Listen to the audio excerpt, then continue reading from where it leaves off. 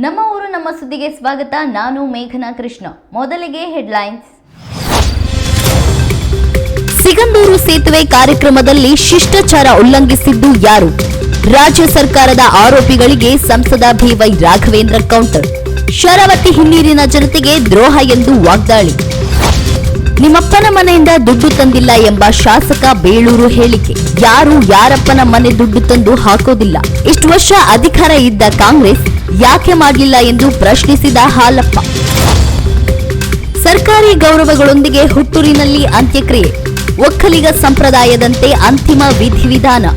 Malleshwaram 11ನೇ ಕ್ರಾಸ್ಗೆ B Sarojadevi ಹೆಸರು ಕುರಿತು ಚರ್ಚೆಯಂದ CM. ಈಗೊಂದು ಬಿಗ್ ಬ್ರೇಕಿಂಗ್ ನ್ಯೂಸ್ ಬರಲಿದೆ, ಬನ್ನಿ ನೋಡೋಣ.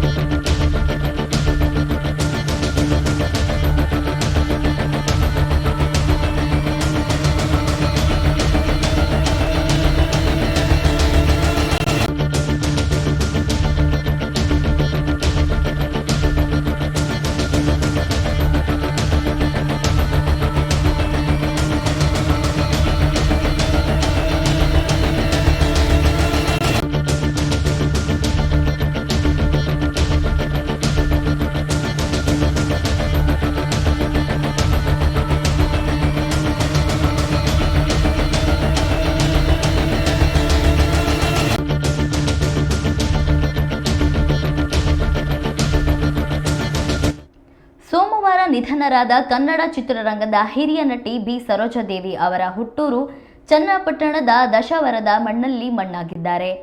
ಇಂದು ಮಧ್ಯಾಹ್ನ ಸಕಲ ಸರ್ಕಾರಿ ಗೌರವದೊಂದಿಗೆ ಒಕ್ಕಲಿಗ ಸಂಪ್ರದಾಯದಂತೆ ಸರೋಜಾದೇವಿ ಅವರ ಅಂತ್ಯಕ್ರಿಯೆ ನೆರವೇರಿತು. ದಶಾವರದಲ್ಲಿ ಅವರ ತಾಯಿಯ ಸಮಾಧಿ ಪಕ್ಕವೇ ಅಂತ್ಯ ಸಂಸ್ಕಾರ ನಡೆದಿದೆ. ಸರೋಜಾದೇವಿ ಅವರ ಪುತ್ರ ಗೌತಮ್ ಅವರು ಅಂತಿಮ ವಿಧಿವಿಧಾನಗಳನ್ನು ಪೂರೈಸಿದರು. ಇದಕ್ಕೂ ಮುನ್ನ ಪೊಲೀಸರು ಕುಶಲ ತೋಪು ಸಿಡಿಸುವ ಮೂಲಕ ಗೌರವ ಸಲ್ಲಿಸಿದರು. ಈ ಸಂದರ್ಭದಲ್ಲಿ ಸರೋಜಾದೇವಿ ಅವರ ಕುಟುಂಬಸ್ಥರು, ಚಿತ್ರರಂಗದ ಗಣ್ಯರು ಹಾಗೂ ಅಭಿಮಾನಿಗಳು ಭಾಗವಹಿಸಿದ್ದರು.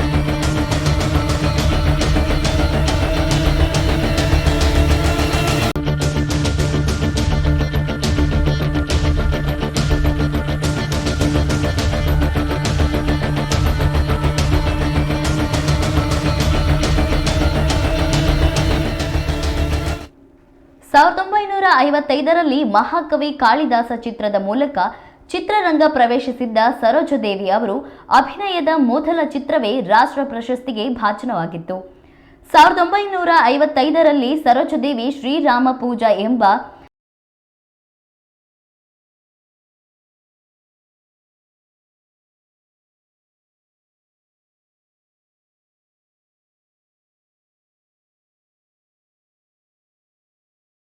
ಮಾತನಾಡಿದ ಅವರು ಬೆಂಗಳೂರಿನ ಮಲ್ಲೇಶ್ವರಂ 11ನೇ ಕ್ರಾಸ್ಗೆ ಸರೋಜಾದೇವಿ ಹೆಸರಿಡುವ ಕುರಿತು ಚರ್ಚೆ ನಡೆಸುವುದಾಗಿ ತಿಳಿಸಿದರು.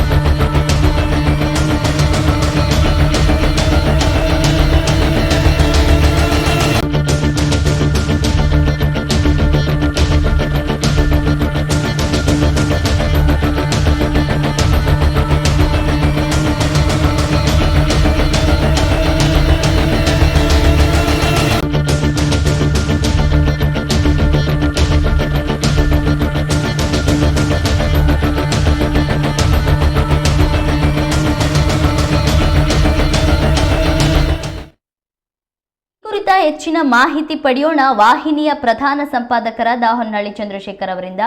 ಹೊನ್ನಾಳಿ ಚಂದ್ರಶೇಖರ್ ಅವರೇ, ಸರೋಜಾದೇವಿ ಅವರ ಅಂತ್ಯಕ್ರಿಯೆ ಅವರ ಹುಟ್ಟೂರಿನಲ್ಲಿ ನಡೆದಿದೆ. ಈ ಕುರಿತ ಅಪ್ಡೇಟ್ಸ್ ಏನಿದೆ?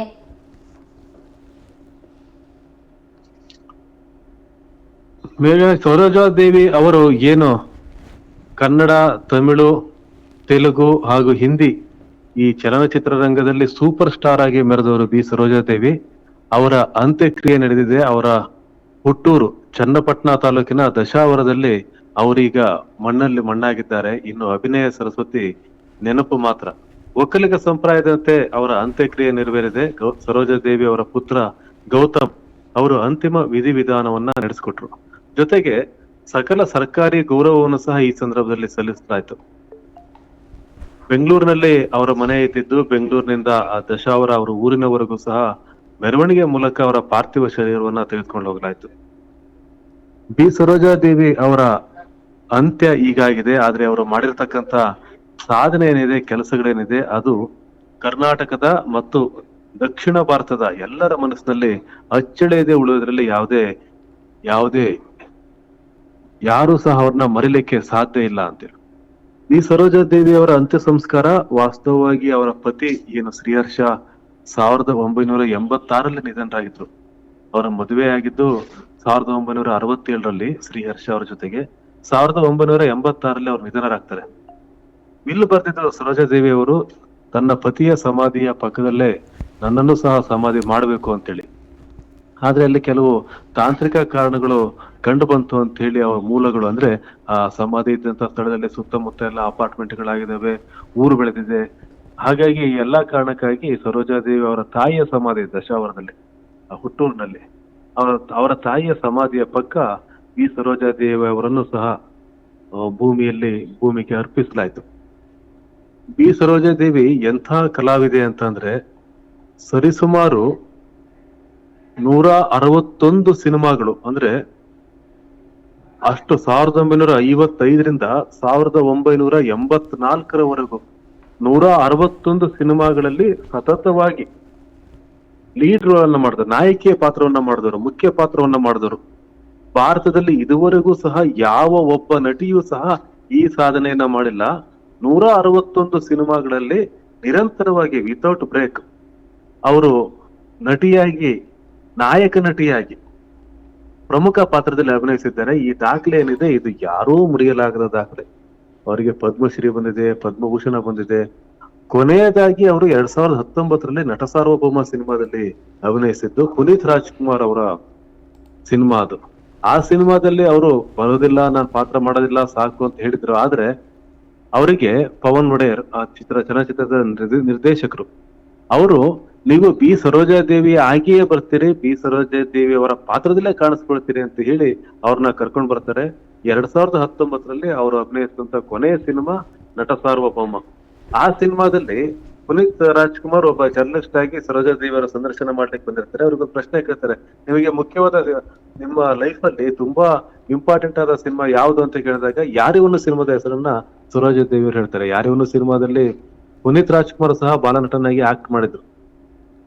ಅದೊಂದು ಕೊನೆಯ ಸಿನಿಮಾ ನಟ ಸಾರ್ವಭೌಮ. ಅವರು ಏನು ಮಹಾಕವಿ ಕಾಳಿದಾಸ ಸಿನಿಮಾದಲ್ಲಿ ಅಭಿನಯಿಸಿದ್ರು, ಮೊಟ್ಟ ಮೊದಲ ಸಿನಿಮಾವೇ ರಾಷ್ಟ್ರೀಯ ಪ್ರಶಸ್ತಿಗೆ ಪಾತ್ರವಾಗಿತ್ತು.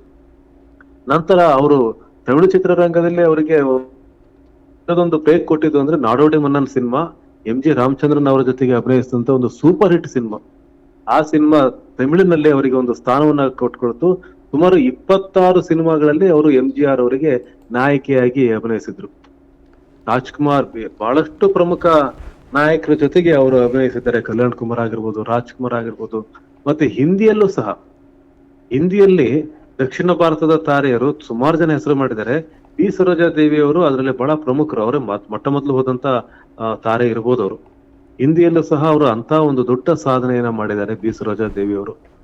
ಹಾಗಾಗಿ ಅವರು ನಿಧನರಾದ್ರು ಅಂದಾಗ ಭಾರತದ ಪ್ರಧಾನಿಯಿಂದ ಹಿಡಿದು ಪ್ರತಿಯೊಬ್ಬರು ಸಹ, ಮುಖ್ಯಮಂತ್ರಿ ಸಿದ್ದರಾಮಯ್ಯ, ಉಪಮುಖ್ಯಮಂತ್ರಿ DK ಶಿವಕುಮಾರ್, ವಿಧಾನಸಭೆ ವಿರೋಧ ಪಕ್ಷದ ನಾಯಕ R ಅಶೋಕ್, ಹೀಗೆ ಬಹಳಷ್ಟು ಜನ ರಾಜಕಾರಣಿಗಳು, ಗಣ್ಯರು ಅವರ ನಿಧನಕ್ಕೆ ಸಂತಾಪವನ್ನ ಸೂಚಿಸಿದ್ರು. ಮತ್ತು ಅವರ ಮನೆಗೆ ಹೋಗಿ ಚಲನಚಿತ್ರರಂಗದ ಹಲವು ಕಲಾವಿದರು, ಗಣ್ಯರು ಹೋಗಿ ಅವರ ಮನೆಗೆ ಹೋಗಿ ಪಾರ್ಥಿವ ಶರೀರದ ಅಂತಿಮ ದರ್ಶನವನ್ನ ಪಡೆದ್ರು. ಅವರಿಗೆ ಅಂತಿಮ ನಮನವನ್ನ ಸಲ್ಲಿಸಿದ್ರು. ಕೇವಲ ನಟಿಯಾಗಿ ಅಷ್ಟೇ ಅಲ್ಲ, ತನ್ನ ಜೀವನವನ್ನ ಹೇಗೆ ರೂಪಿಸ್ಬೇಕು ಅನ್ನೋದ್ರ ಬಗ್ಗೆ ಬಹಳ ಶಿಸ್ತುಬದ್ಧವಾಗಿ ಜೀವನವನ್ನು ಮಾಡಿದ್ರು ಸರೋಜಾದೇವಿ ಅವರು. ಯಾವುದೇ ಒಂದು ಸಣ್ಣ ವಿವಾದವೂ ಸಹ ಅವರ ಸುತ್ತ ಸುಳಿಯಲಿಲ್ಲ. ಅಂತ ಒಂದು ಸ್ಟಾರ್ಡಮ್, ಸೂಪರ್ ಸ್ಟಾರ್ ಅನ್ಸ್ಕೊಂಡಂತ ನಟಿ, ಒಂದು ಸಣ್ಣ ವಿವಾದವೂ ಸಹ ಹತ್ರ ಬರ್ಲಿಕ್ಕೆ ಬಿಡ್ಲಿಲ್ಲ ಅವರು. ತಮ್ಮ ಚಲನಚಿತ್ರ ರಂಗದ ಜೀವನ ಆಗಿರ್ಬೋದು, ತಮ್ಮ ವೈಯಕ್ತಿಕ ಜೀವನ ಆಗಿರ್ಬೋದು, ಜೊತೆಗೆ ತಮ್ಮ ಸಾಮಾಜಿಕ ಜೀವನ ಎಲ್ಲವನ್ನು ಸಹ ಶಿಸ್ತುಬದ್ಧವಾಗಿ ರೂಪಿಸಿದವರು. ಅವರ ಪತಿ ನಿಧನರಾದ ನಂತರ ಅಥವಾ ಅದಕ್ಕಿಂತ ಮುಂಚೆನೂ ಸಹ ಸಾಮಾಜಿಕವಾಗಿ ಹಲವು ಕಾರ್ಯಕ್ರಮಗಳನ್ನ ಅವರು ಆಯೋಜನೆ ಮಾಡ್ತಾ ಇದ್ರು. ಅವರ ತಾಯಿಯ ಹೆಸರಿನಲ್ಲಿ ಒಂದು ಪ್ರಶಸ್ತಿಯನ್ನು ಸಹ, ಭುವನೇಶ್ವರಿ ಪ್ರಶಸ್ತಿಯನ್ನು ಸಹ ಘೋಷಣೆ ಮಾಡಿ ಕೊಡ್ತಾ ಇದ್ರು. ಒಬ್ಬ ದಾನಿ ಮತ್ತೆ ತನ್ನ ಸಾಮಾಜಿಕ ಕಳಕಳಿಯನ್ನ ತಮ್ಮ ಕಾರ್ಯದ ಮೂಲಕ ಅವರು ನಿರಂತರವಾಗಿ ಮಾಡ್ತಾನೆ ಇದ್ರು. ಇತ್ತೀಚಿನ ವರ್ಷಗಳಲ್ಲಿ ಅವರು ಸಿನಿಮಾಗಳಲ್ಲಿ ಹೆಚ್ಚಾಗಿ ಅಭಿನಯಿಸ್ತಾ ಇದ್ದಿಲ್ಲ. 87 ವರ್ಷ ಅವರಿಗೆ, 87 ವರ್ಷ. ಹಾಗಾಗಿ ನಿರಂತರವಾಗಿ ಭಾರತ ಚಿತ್ರರಂಗದಲ್ಲಿ, ಕರ್ನಾಟಕ ಮಾತ್ರ ಅಲ್ಲ, ಕನ್ನಡ ಮಾತ್ರ ಅಲ್ಲ, ಅಥವಾ ತಮಿಳು, ತೆಲುಗು, ಹಿಂದಿ ಮಾತ್ರ ಅಲ್ಲ, ಇಡೀ ಭಾರತ ಚಿತ್ರರಂಗದಲ್ಲಿ ಒಂದು ಮಹತ್ವದ ದೊಡ್ಡ ಹೆಸರನ್ನ ಮಾಡಿದವರು. ಭಾಗ್ಯವಂತರು ಸಿನಿಮಾ ಏನಿದೆ, ರಾಜ್ಕುಮಾರ್ ಮತ್ತು ಬಿ ಸರೋಜಾದೇವಿ ಅವರ ಅಭಿನಯದ ಆ ಸಿನಿಮಾ ಇದುವರೆಗೂ ಸಹ ಸರೋಜಾದೇವಿ ಅಂತಂದ್ರೆ ಬಹಳ ಹಿಂದೆ ಮಹಾಕವಿ ಕಾಳಿದಾಸ ಆಗಿರ್ಬೋದು ಅಥವಾ ನಾಡೋಡಿ ಮನ್ನನ್ ಆಗಿರ್ಬೋದು ಆ ಸಿನಿಮಾಗಳನ್ನ ನೋಡದೇ ಇದ್ದವರು ಇತ್ತೀಚಿನ ವರ್ಷಗಳಲ್ಲಿ ನೋಡಿದಂತ ಭಾಗ್ಯವಂತರ ಸಿನಿಮಾವನ್ನ ನೆನ್ಪು ಮಾಡ್ಕೋತಾರೆ. ಹಾಗಾಗಿ ಬಿ ಸರೋಜಾದೇವಿ ಒಬ್ಬ ಭಾರತ ಚಿತ್ರರಂಗದ ಮೇರು ಕಲಾವಿದೆ.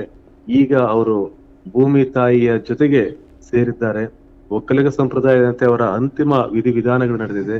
ಇನ್ನು ಮಲ್ಲೇಶ್ವರಂ 11th ಕ್ರಾಸ್ ಏನಿದೆ, ಅದೊಂದು ಬಹಳ ಪ್ರಸಿದ್ಧವಾದಂತಹ ರಸ್ತೆ. ಮಲ್ಲೇಶ್ವರಂ 11ನೇ ಕ್ರಾಸ್, ಆ ರಸ್ತೆಗೆ ಸರೋಜಾದೇವಿ ಅವರ ಹೆಸರಿಡೋದ್ರ ಬಗ್ಗೆ ಚಿಂತನೆ ಮಾಡ್ತೀವಿ ಅಂತ ಹೇಳಿ ಮುಖ್ಯಮಂತ್ರಿ ಸಿದ್ದರಾಮಯ್ಯ ಅವರು ಹೇಳಿದ್ದಾರೆ. ಆದ್ರೆ ಸರೋಜಾದೇವಿ ಕನ್ನಡದ ಮೊಟ್ಟ ಮೊದಲ ಸೂಪರ್ ಸ್ಟಾರ್ ಮತ್ತು ಚಲನಚಿತ್ರರಂಗದ ಮೊಟ್ಟ ಮೊದಲ ಸೂಪರ್ ಸ್ಟಾರ್ ಅವರು ದಕ್ಷಿಣ ಭಾರತದಲ್ಲಿ.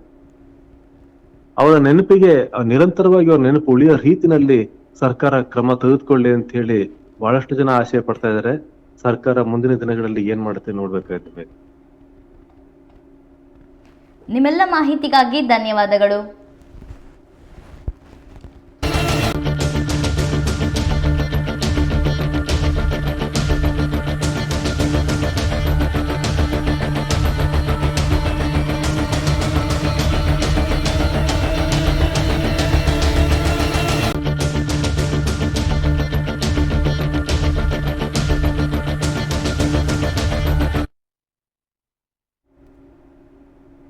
ನಿಮ್ಮಪ್ಪನ ಮನೆಯಿಂದ ದುಡ್ಡು ತಂದಿಲ್ಲ ಎಂದು ಶಾಸಕ ಬೇಳೂರು ಹೇಳಿಕೆ. ಈ ಕುರಿತ ಬಿಗ್ ಬ್ರೇಕಿಂಗ್ ನ್ಯೂಸ್ ಬಂದಿದೆ, ಬನ್ನಿ ನೋಡೋಣ.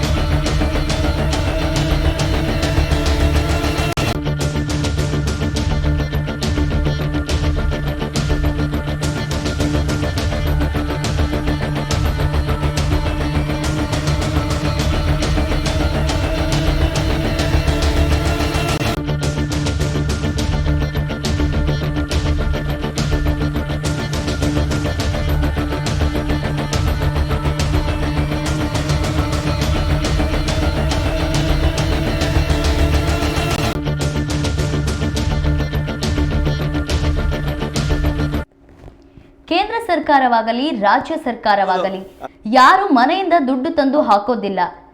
ಎಲ್ಲದೂ ಜನರ ತೆರಿಗೆಯೇ ಆಗಿರುತ್ತದೆ. ಆದರೆ ಸಿಗಂದೂರು ಸೇತುವೆ ವಿಚಾರ ಮಾತ್ರ ಕೇಂದ್ರ ಮತ್ತು ರಾಜ್ಯ ಸರ್ಕಾರದ ನಡುವಿನ ಸಂಘರ್ಷಕ್ಕೆ ಕಾರಣವಾಗಿದೆ. ನಿಮ್ಮಪ್ಪನ ಮನೆ ದುಡ್ಡು ತಂದಿಲ್ಲ ಎಂದು ಶಾಸಕ ಬೇಳೂರು ಪ್ರಶ್ನೆ ಮಾಡಿದ್ರೆ, ಯಾರು ಯಾರಪ್ಪನ ಮನೆ ದುಡ್ಡು ತಂದು ಹಾಕೋದಿಲ್ಲ ಎಂದು ಮಾಜಿ ಸಚಿವ ಹರತಾಳು ಹಾಲಪ್ಪ ಹೇಳಿದ್ದಾರೆ. ಇಬ್ಬರು ಏನ್ ಮಾತಾಡಿದ್ರು ಅನ್ನೋದನ್ನ ನೋಡೋಣ ಬನ್ನಿ. ಸರಿ, ಮೋದಿಜಿಯವರು ಬರೋಕಾಲ ರಾಷ್ಟ್ರದ ಅಂತ ಹೇಳಿದ್ರೆ ರಾಜ್ಯದ CM 2000 ಕೋಟಿಗೆ ಬರ್ತಾ ಇರಲಿಲ್ವಾ? ಅದೇ ಹಂಗೆ ಹೇಳ್ತೀರಿ ಸರ್ ನೀವು? ಮೋದಿಜಿಯವರು ರಾಷ್ಟ್ರದ ವ್ಯಾಪ್ತಿ ಹೋಗಬೇಕು, ಇದಕ್ಕೆ ಬರಲ್ಲ ಅಂತ ಹೇಳಿ ನಾವೇನು ಮಾಡೋಕ್ಕಾಗತ್ತೆ? CM ಅವರು ಕರಿಬೇಕಲ್ಲ, ಇವರು ಕರೆಕ್ಟಾಗಿ 3 ದಿವಸ ಮುಂಚೆ ಕೊಟ್ಟರೆ ನೀವು ಬಂದುಬಿಡ್ತೀರಾ? ಅವ್ರಿಗೆ ಇಂಡಿ ಕಾರ್ಯಕ್ರಮ ಫಿಕ್ಸ್ ಆಗಿದೆ. ಅವರಿಗೆ ಅವರೆಲ್ಲ ರೆಡಿ ಮಾಡ್ಕೊಂಡು ಇಂಡಿ ಕಾರ್ಯಕ್ರಮದ ಹೊರಟಿದ್ದಾರೆ. ಹೆಂಗೆ ಬರ್ತಾರೆ ಅವರು? ಒಂದು ವಾರದ ಮುಂಚೆ ಹೇಳಿದರೆ ಇಂಡಿ ಕಾರ್ಯಕ್ರಮ ಮುಂದೆ ಹಾಕ್ಕೊಂಡು ಇವರು ಇಂಥ ಕಾರ್ಯಕ್ರಮ ಬರ್ತಾರೆ. ಯಾಕೆ ನೀವು ರಾಜಕೀಯ ಮಾಡ್ತೀರಿ? ಏನು ಇವ್ರ ಅಪ್ಪನ ಮನೆಯಿಂದ ತಂದಿದ್ದಾರಾ? ಇವ್ರ ಅಪ್ಪನ ಮನೆಯಿಂದ ಏನಾರು ತಂದಿದ್ದಲ್ಲ. ಈ ರಾಜ್ಯದ ಟ್ಯಾಕ್ಸ್ ತಂದಿರೋ ಕೊಟ್ಟಿರೋದು ನಾವು ಕೊಟ್ಟಿದ್ದೀವಿ. ಇದು ಜಾಗ ನಮ್ಮದು, ಇವ್ರ ಅಪ್ಪನ ಮನೆದ ಜಾಗ. ಇವ್ರು ಯಾರ ಅಪ್ಪನ ಮನೆದು ಅಲ್ಲಲ್ಲ. ಇವ್ರು ಯಾರ ಅಪ್ಪನ ಮನೆಯ ಜಾಗ, ಇವ್ರ ಅಪ್ಪನ ಮನೆಯ ದುಡ್ಡಾಗಿದ್ರೆ ನಮ್ಮನ್ನು ಕೇಳಬೇಡಿ. CM ಅವರು ಕರೆದೇ ಇರೋದು ಅವಮಾನ ಅಲ್ಲನ್ರಿ? ಯಾಕೆ ಕರೆಯಲ್ಲ ಇವರು? ಏನು ರಾಜ್ಯ ಸರ್ಕಾರ ಏನು ನಮಗೇನು ಇದು ಬೇಡವಾ ಇವರಿಗೆ? ನಾವು ಜಾಗ ಬಿಡಿಸ್ಕೊಡೋಕೆ ನಾವು ಬೇಕು. ಈಗ ನೋಡಿ, ಅಲ್ಲಿ ದೇವನಹಳ್ಳಿಯಲ್ಲಿ ಜಾಗ ಬಿಡಿಸ್ಬೇಕಾದ್ರೆ ನಮ್ಮ ಮೇಲೆ ಬಂದಿದ್ದಾರೆ ಕೇಂದ್ರ ಸರ್ಕಾರ ಯೋಜನೆಗೆ. ಈಗ ನಾವು ಈಗ ರೈತರು ವಿರೋಧ ಹಾಕೋಬೇಕಲ್ಲ. ಈಗ ಹೈವೇ ಆದ ತಕ್ಷಣ ನಾವು ವಿರೋಧ ಹಾಕೋಬೇಕು. ಅದು ಯಾರು ಮಾಡೋರು? ನಾವು. ಇವ್ರು ಬರ್ತಾರಾ?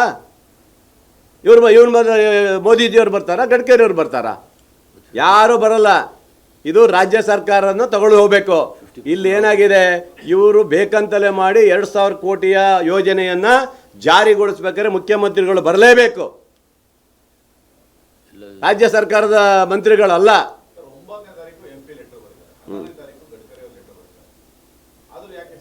ಏನು 11ನೇ ತಾರೀಕು ಆದರೆ ಎಷ್ಟು 13, 11, 12, 13, 14, 13 2 ದಿವಸಕ್ಕೆ ಆಗುತ್ತಾ? ಎಂ ಪಿ ಆಹ್ವಾನ ಕೊಟ್ಟರೆ ಆಗ್ಬಿಡ್ತದಾ? ಕೇಂದ್ರದ ಒಂದು ಇದರಲ್ಲಿ ಕಳಿಸ್ಬೇಕು ಅವರು. ಹಾಂ, ಪ್ರೋಟೋಕಾಲ್ ಕಳಿಸ್ಬೇಕಲ್ರಿ.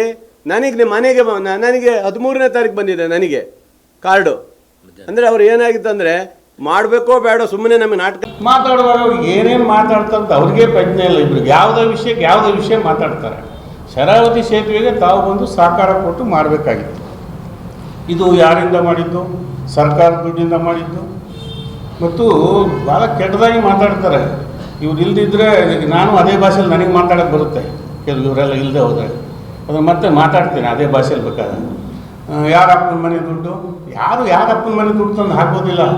ಸರ್ಕಾರದ ದುಡ್ಡೇ ತಂದು ಹಾಕ್ಬೇಕು. ಯಾಕೆ ಮಾಡಲಿಲ್ಲ ಕಾಂಗ್ರೆಸ್ನವ್ರು? ಇಷ್ಟು ವರ್ಷ ಅಧಿಕಾರದಾಗಿದ್ರಲ್ಲ, ಯಾಕೆ ಯಡಿಯೂರಪ್ಪ ಬರ್ಬೇಕಾಯ್ತು? MP ಆಗಬೇಕಾಯ್ತು? ಅದಾದಮೇಲೆ ಫಾಲೋಅಪ್ ಮಾಡೋದಕ್ಕೆ ನಮ್ಮ ಲೋಕಸಭಾ ಸದಸ್ಯರು ಬರಬೇಕಾಯ್ತು. ಅದಕ್ಕೇನು ಹೇಳ್ತಾರೆ? ಏನು ವಿಷಯ ನಮ್ಮ ಡಿಸ್ಟ್ರಿಕ್ಟ್ ಮಿನಿಸ್ಟರ್ ಭಾಷೆ, ಏನೋ ಸೋಲು ಗೆಲುವು ಎಲ್ಲ ಇರ್ತದೆ ರಾಜಕೀಯದಲ್ಲಿ. ಮತ್ತು ಇವ್ರು ಯಾಕೆ ಸೋತಿದ್ರು? ಇವ್ರ ಅಕ್ಕ ಯಾಕೆ ಸೋತಿದ್ರು? ಸೋಲು ಗೆಲುವು ರಾಜಕೀಯದಲ್ಲಿ ಇರುತ್ತೆ. ತಿಮ್ಮಪ್ಪನವ್ರು ಯಾಕೆ ಸೋತಿದ್ರು? ಪಾಪ ಎಷ್ಟು ಕೆಲಸ ಮಾಡಿಲ್ಲ. ಈ ಥರ ಅಸಂಬದ್ಧವಾಗಿ ಮಾತಾಡೋದು ಬಿಡಬೇಕು. ಯಡಿಯೂರಪ್ಪನವ್ರ ಮಕ್ಕಳು ಮಾಡ್ತಾರೆ, ಅಣ್ಣ ತಮ್ಮ ಬಂದಲ್ಲಿ ಕಾಯ್ತಾ ಕೂತ್ಕೊಳ್ಳಿ ಅಂತ ಹೇಳಿದರು. ಇವ್ರು ಯಾಕಿಬ್ರು ಕಾಯ್ತಾ ಕೂತ್ಕೊಂಡಿದ್ರು ಅಲ್ಲಿ ದಿನ ಬೆಳಗ್ಗೆವರೆಗೆ? ಕೊನೆಯ ಕ್ಷಣಕ್ಕೆ ಏನು ಅವ್ರಿಗೆ ಕೀಳರಿಮೆ, ನಾವೇನು ಈ ಸೇತುವೆಗೆ ನಮ್ಮಿಂದ ಯಾವುದೇ ಕಾಂಟ್ರಿಬ್ಯೂಷನ್ ಇಲ್ಲ ಅಂತ. ಅಸಹಕಾರ ಎಷ್ಟು ಮಟ್ಟಿಗಿತ್ತು ಈ ಶಾಸಕರದು ಅಂದರೆ, ಇಲ್ಲೊಂದು ಪ್ರಜಾವಾಣಿಗೆ ಬಂದಿದೆ. 1 ಫೆಬ್ರವರಿ 1ನೇ ತಾರೀಕು 2022ನೇ ಇಸ್ವಿಲಿ ಹೊಸ ದಿನಾಂಕದಲ್ಲೂ ಬಂದಿದೆ, ಬೇರೆ ಪೇಪರಿಗೆ ಬಂದಿದೆ. ನನ್ನ ಹತ್ರ ಇಷ್ಟು ಈಗ ಸದ್ಯಕ್ಕಿದೆ. ನೀರನ್ನು ಲಿಂಗನಮಕ್ಕಿ ಜಲಾಶಯ ಬರದು ಮಾಡ್ತಿದ್ದಾರೆ. ಕಳಸೊಳ್ಳಿ ಸೇತುವೆ ನಿರ್ಮಾಣ ನೆಪದಿಂದ ಜಲಾಶಯದ ನೀರು ಬಿಡುಗಡೆ ಮಾಡಲಾಗುತ್ತಿದೆ ಇದು ಅಂತ ಹೇಳಿದ್ದಾರೆ. ಸೇತುವೆ ಕಟ್ಟೋದಕ್ಕೆ ಸಹಕಾರ ಕೊಡ್ತಿದ್ದಾರೆ ಇಲ್ಲಿಯವರೆಲ್ಲ, ಈಗ ಅಧಿಕಾರದಲ್ಲಿದ್ದವರು ಅಂತ. ಹೇಗೆ ನೀರು ಎಲ್ಲಿ ಬಿಡೋದು? ನೀರನ್ನು ವಿದ್ಯುತ್ ಉತ್ಪತ್ತಿ ಮಾಡೋಕ್ಕೆ ಹೋಗ್ತಾ ಇದೆ, ನೀರು ಬಿಟ್ಟು ಸಹಕಾರ ಕೊಡ್ತಿದ್ದಾರೆ. ಹೌದು ಅಲ್ಲ ರೀ. ಅಂಬಾರಗೊಂಡ್ಲು ಮತ್ತು ಕಳಸವಳ್ಳಿ ನಡುವೆ ಶರಾವತಿ ಹಿನ್ನೀರಿನಲ್ಲಿ ನಿರ್ಮಿಸಲಾಗಿರುವ ಸೇತುವೆ ಉದ್ಘಾಟನೆ ಸೇರಿ ಇನ್ನಿತರ ಅಭಿವೃದ್ಧಿ ಕಾರ್ಯಗಳಿಗೆ ಚಾಲನೆ ನೀಡುವ ವಿಚಾರದಲ್ಲಿ ರಾಜ್ಯ ಸರ್ಕಾರ ಹಾಗೂ ಕೇಂದ್ರ ಸರ್ಕಾರದ ನಡುವೆ ಶಿಷ್ಟಾಚಾರ ಉಲ್ಲಂಘನೆ ವಾರ್ ಶುರುವಾಗಿದೆ. ಕಾರ್ಯಕ್ರಮಕ್ಕೆ ತಮ್ಮನ್ನು ಸರಿಯಾಗಿ ಆಹ್ವಾನಿಸಿಲ್ಲ ಎಂದು ಮುಖ್ಯಮಂತ್ರಿ ಸಿದ್ದರಾಮಯ್ಯ ಅವರು ಹೇಳಿದ್ದರೆ, ನಾವು ಶಿಷ್ಟಾಚಾರ ಉಲ್ಲಂಘಿಸಿಲ್ಲ, 2 ಬಾರಿ ಮುಖ್ಯಮಂತ್ರಿಗಳಿಗೆ ಆಹ್ವಾನ ನೀಡಿದ್ದೇವೆ ಎಂದು ಕೇಂದ್ರ ಸರ್ಕಾರ ಹೇಳಿದೆ.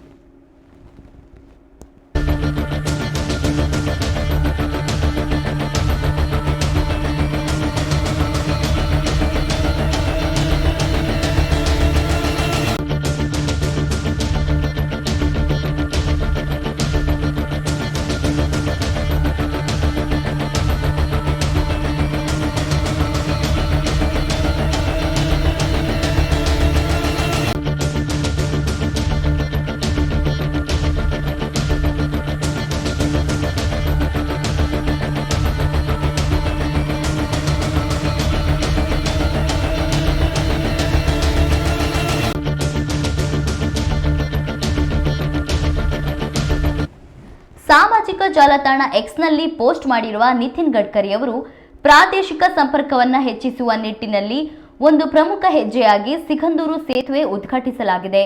ಜುಲೈ 11ರಂದು ಮುಖ್ಯಮಂತ್ರಿ ಸಿದ್ದರಾಮಯ್ಯ ಅವರಿಗೆ ಅಧಿಕೃತ ಆಹ್ವಾನವನ್ನು ನೀಡಲಾಗಿತ್ತು.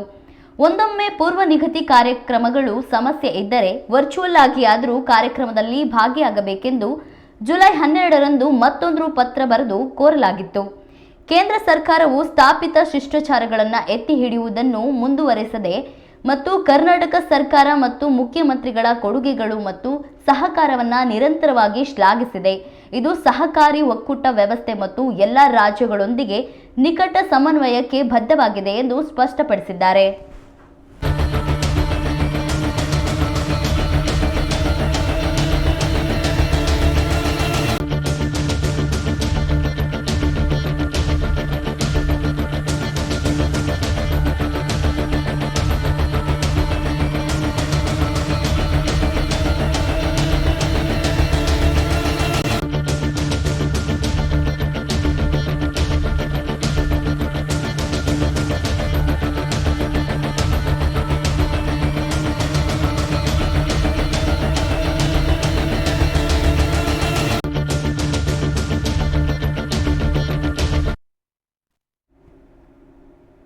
ಸಿಗಂದೂರು ಸೇತುವೆ ಲೋಕಾರ್ಪಣೆಯಾಗಿರೋದು ಹಿನ್ನೀರಿನ ಭಾಗಗಳಲ್ಲಿ ಬರುವ 40 ಗ್ರಾಮಗಳ ಜನರ ಸಂಭ್ರಮಕ್ಕೆ ಕಾರಣವಾಗಿದೆ. ಬರೋಬ್ಬರಿ 472 ಕೋಟಿ ವೆಚ್ಚದಲ್ಲಿ ನಿರ್ಮಾಣವಾಗಿರುವ ಸೇತುವೆ ನೋಡೋದಕ್ಕೆ ಜನರ ದಂಡೆ ಆಗಮಿಸ್ತಾ ಇದೆ.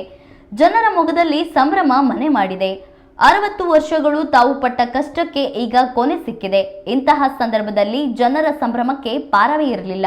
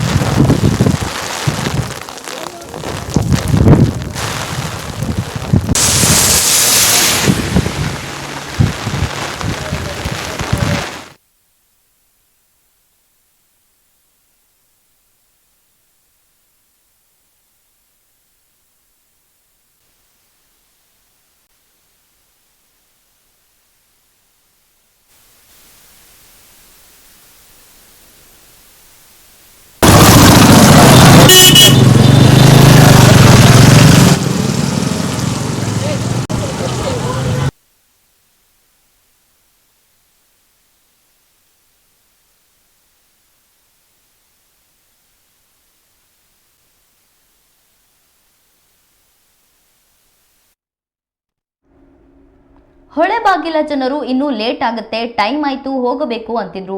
4 ಗಂಟೆಗೆ ಸಾಗರ ಪಟ್ಟಣದಿಂದ ಬಿಡಬೇಕು, ಇಲ್ಲಾಂದ್ರೆ ಲಾಂಚ್ ಮಿಸ್ ಆಗುತ್ತೆ ಅನ್ನೋ ಸಮಸ್ಯೆ ಇಲ್ಲ. ಹೌದು, ಸಾಗರದಿಂದ ಎಷ್ಟು ಗಂಟೆಗೆ ಬೇಕಾದ್ರೂ ಹೊಳೆಬಾಗಿಲ ಸುತ್ತಮುತ್ತ ಇರೋ ಜನರು ಹೋಗಬಹುದು. ಕಾರಣ ಹೇಳುವಂತೆ ಇಲ್ಲ ಎಂದು ಮಾಜಿ ಸಚಿವ ಹರತಾಳು ಹಾಲಪ್ಪ ಹೇಳಿದ್ದಾರೆ. ಸೇತುವೆ ಉದ್ಘಾಟನೆಯಾಗಿದ್ದಕ್ಕೆ ಪ್ರತಿಕ್ರಿಯೆ ನೀಡಿದ ಅವರು, ಸಿಗಂದೂರು ತಾಯಿಯ ಆಶೀರ್ವಾದ, ಯಾರು ಹೋರಾಟ ಮಾಡಿದ್ರು, ಕೆಲಸ ಮಾಡಿದ್ರು ಅಂತವರನ್ನ ದೇವಿ ಕರೆಸಿಕೊಂಡರು ಎಂದು ಹಾಲಪ್ಪ ಪ್ರತಿಕ್ರಿಯೆ ನೀಡಿದರು. ಈ ಸಂದರ್ಭ ಹೇಗೆ ಅನ್ನಿಸ್ತು ಅಂದರೆ ತುಂಬ ಸಂತೋಷ ಅನ್ನಿಸ್ತು. ನಮ್ಮ ಲೀಡರ್ಗಳೆಲ್ಲ ಬಂದರು, ಒಳ್ಳೆ ಮಳೆನೂ ಬಿಡ್ತು, ಹೆಲಿಕಾಪ್ಟರ್ ಬಂತು.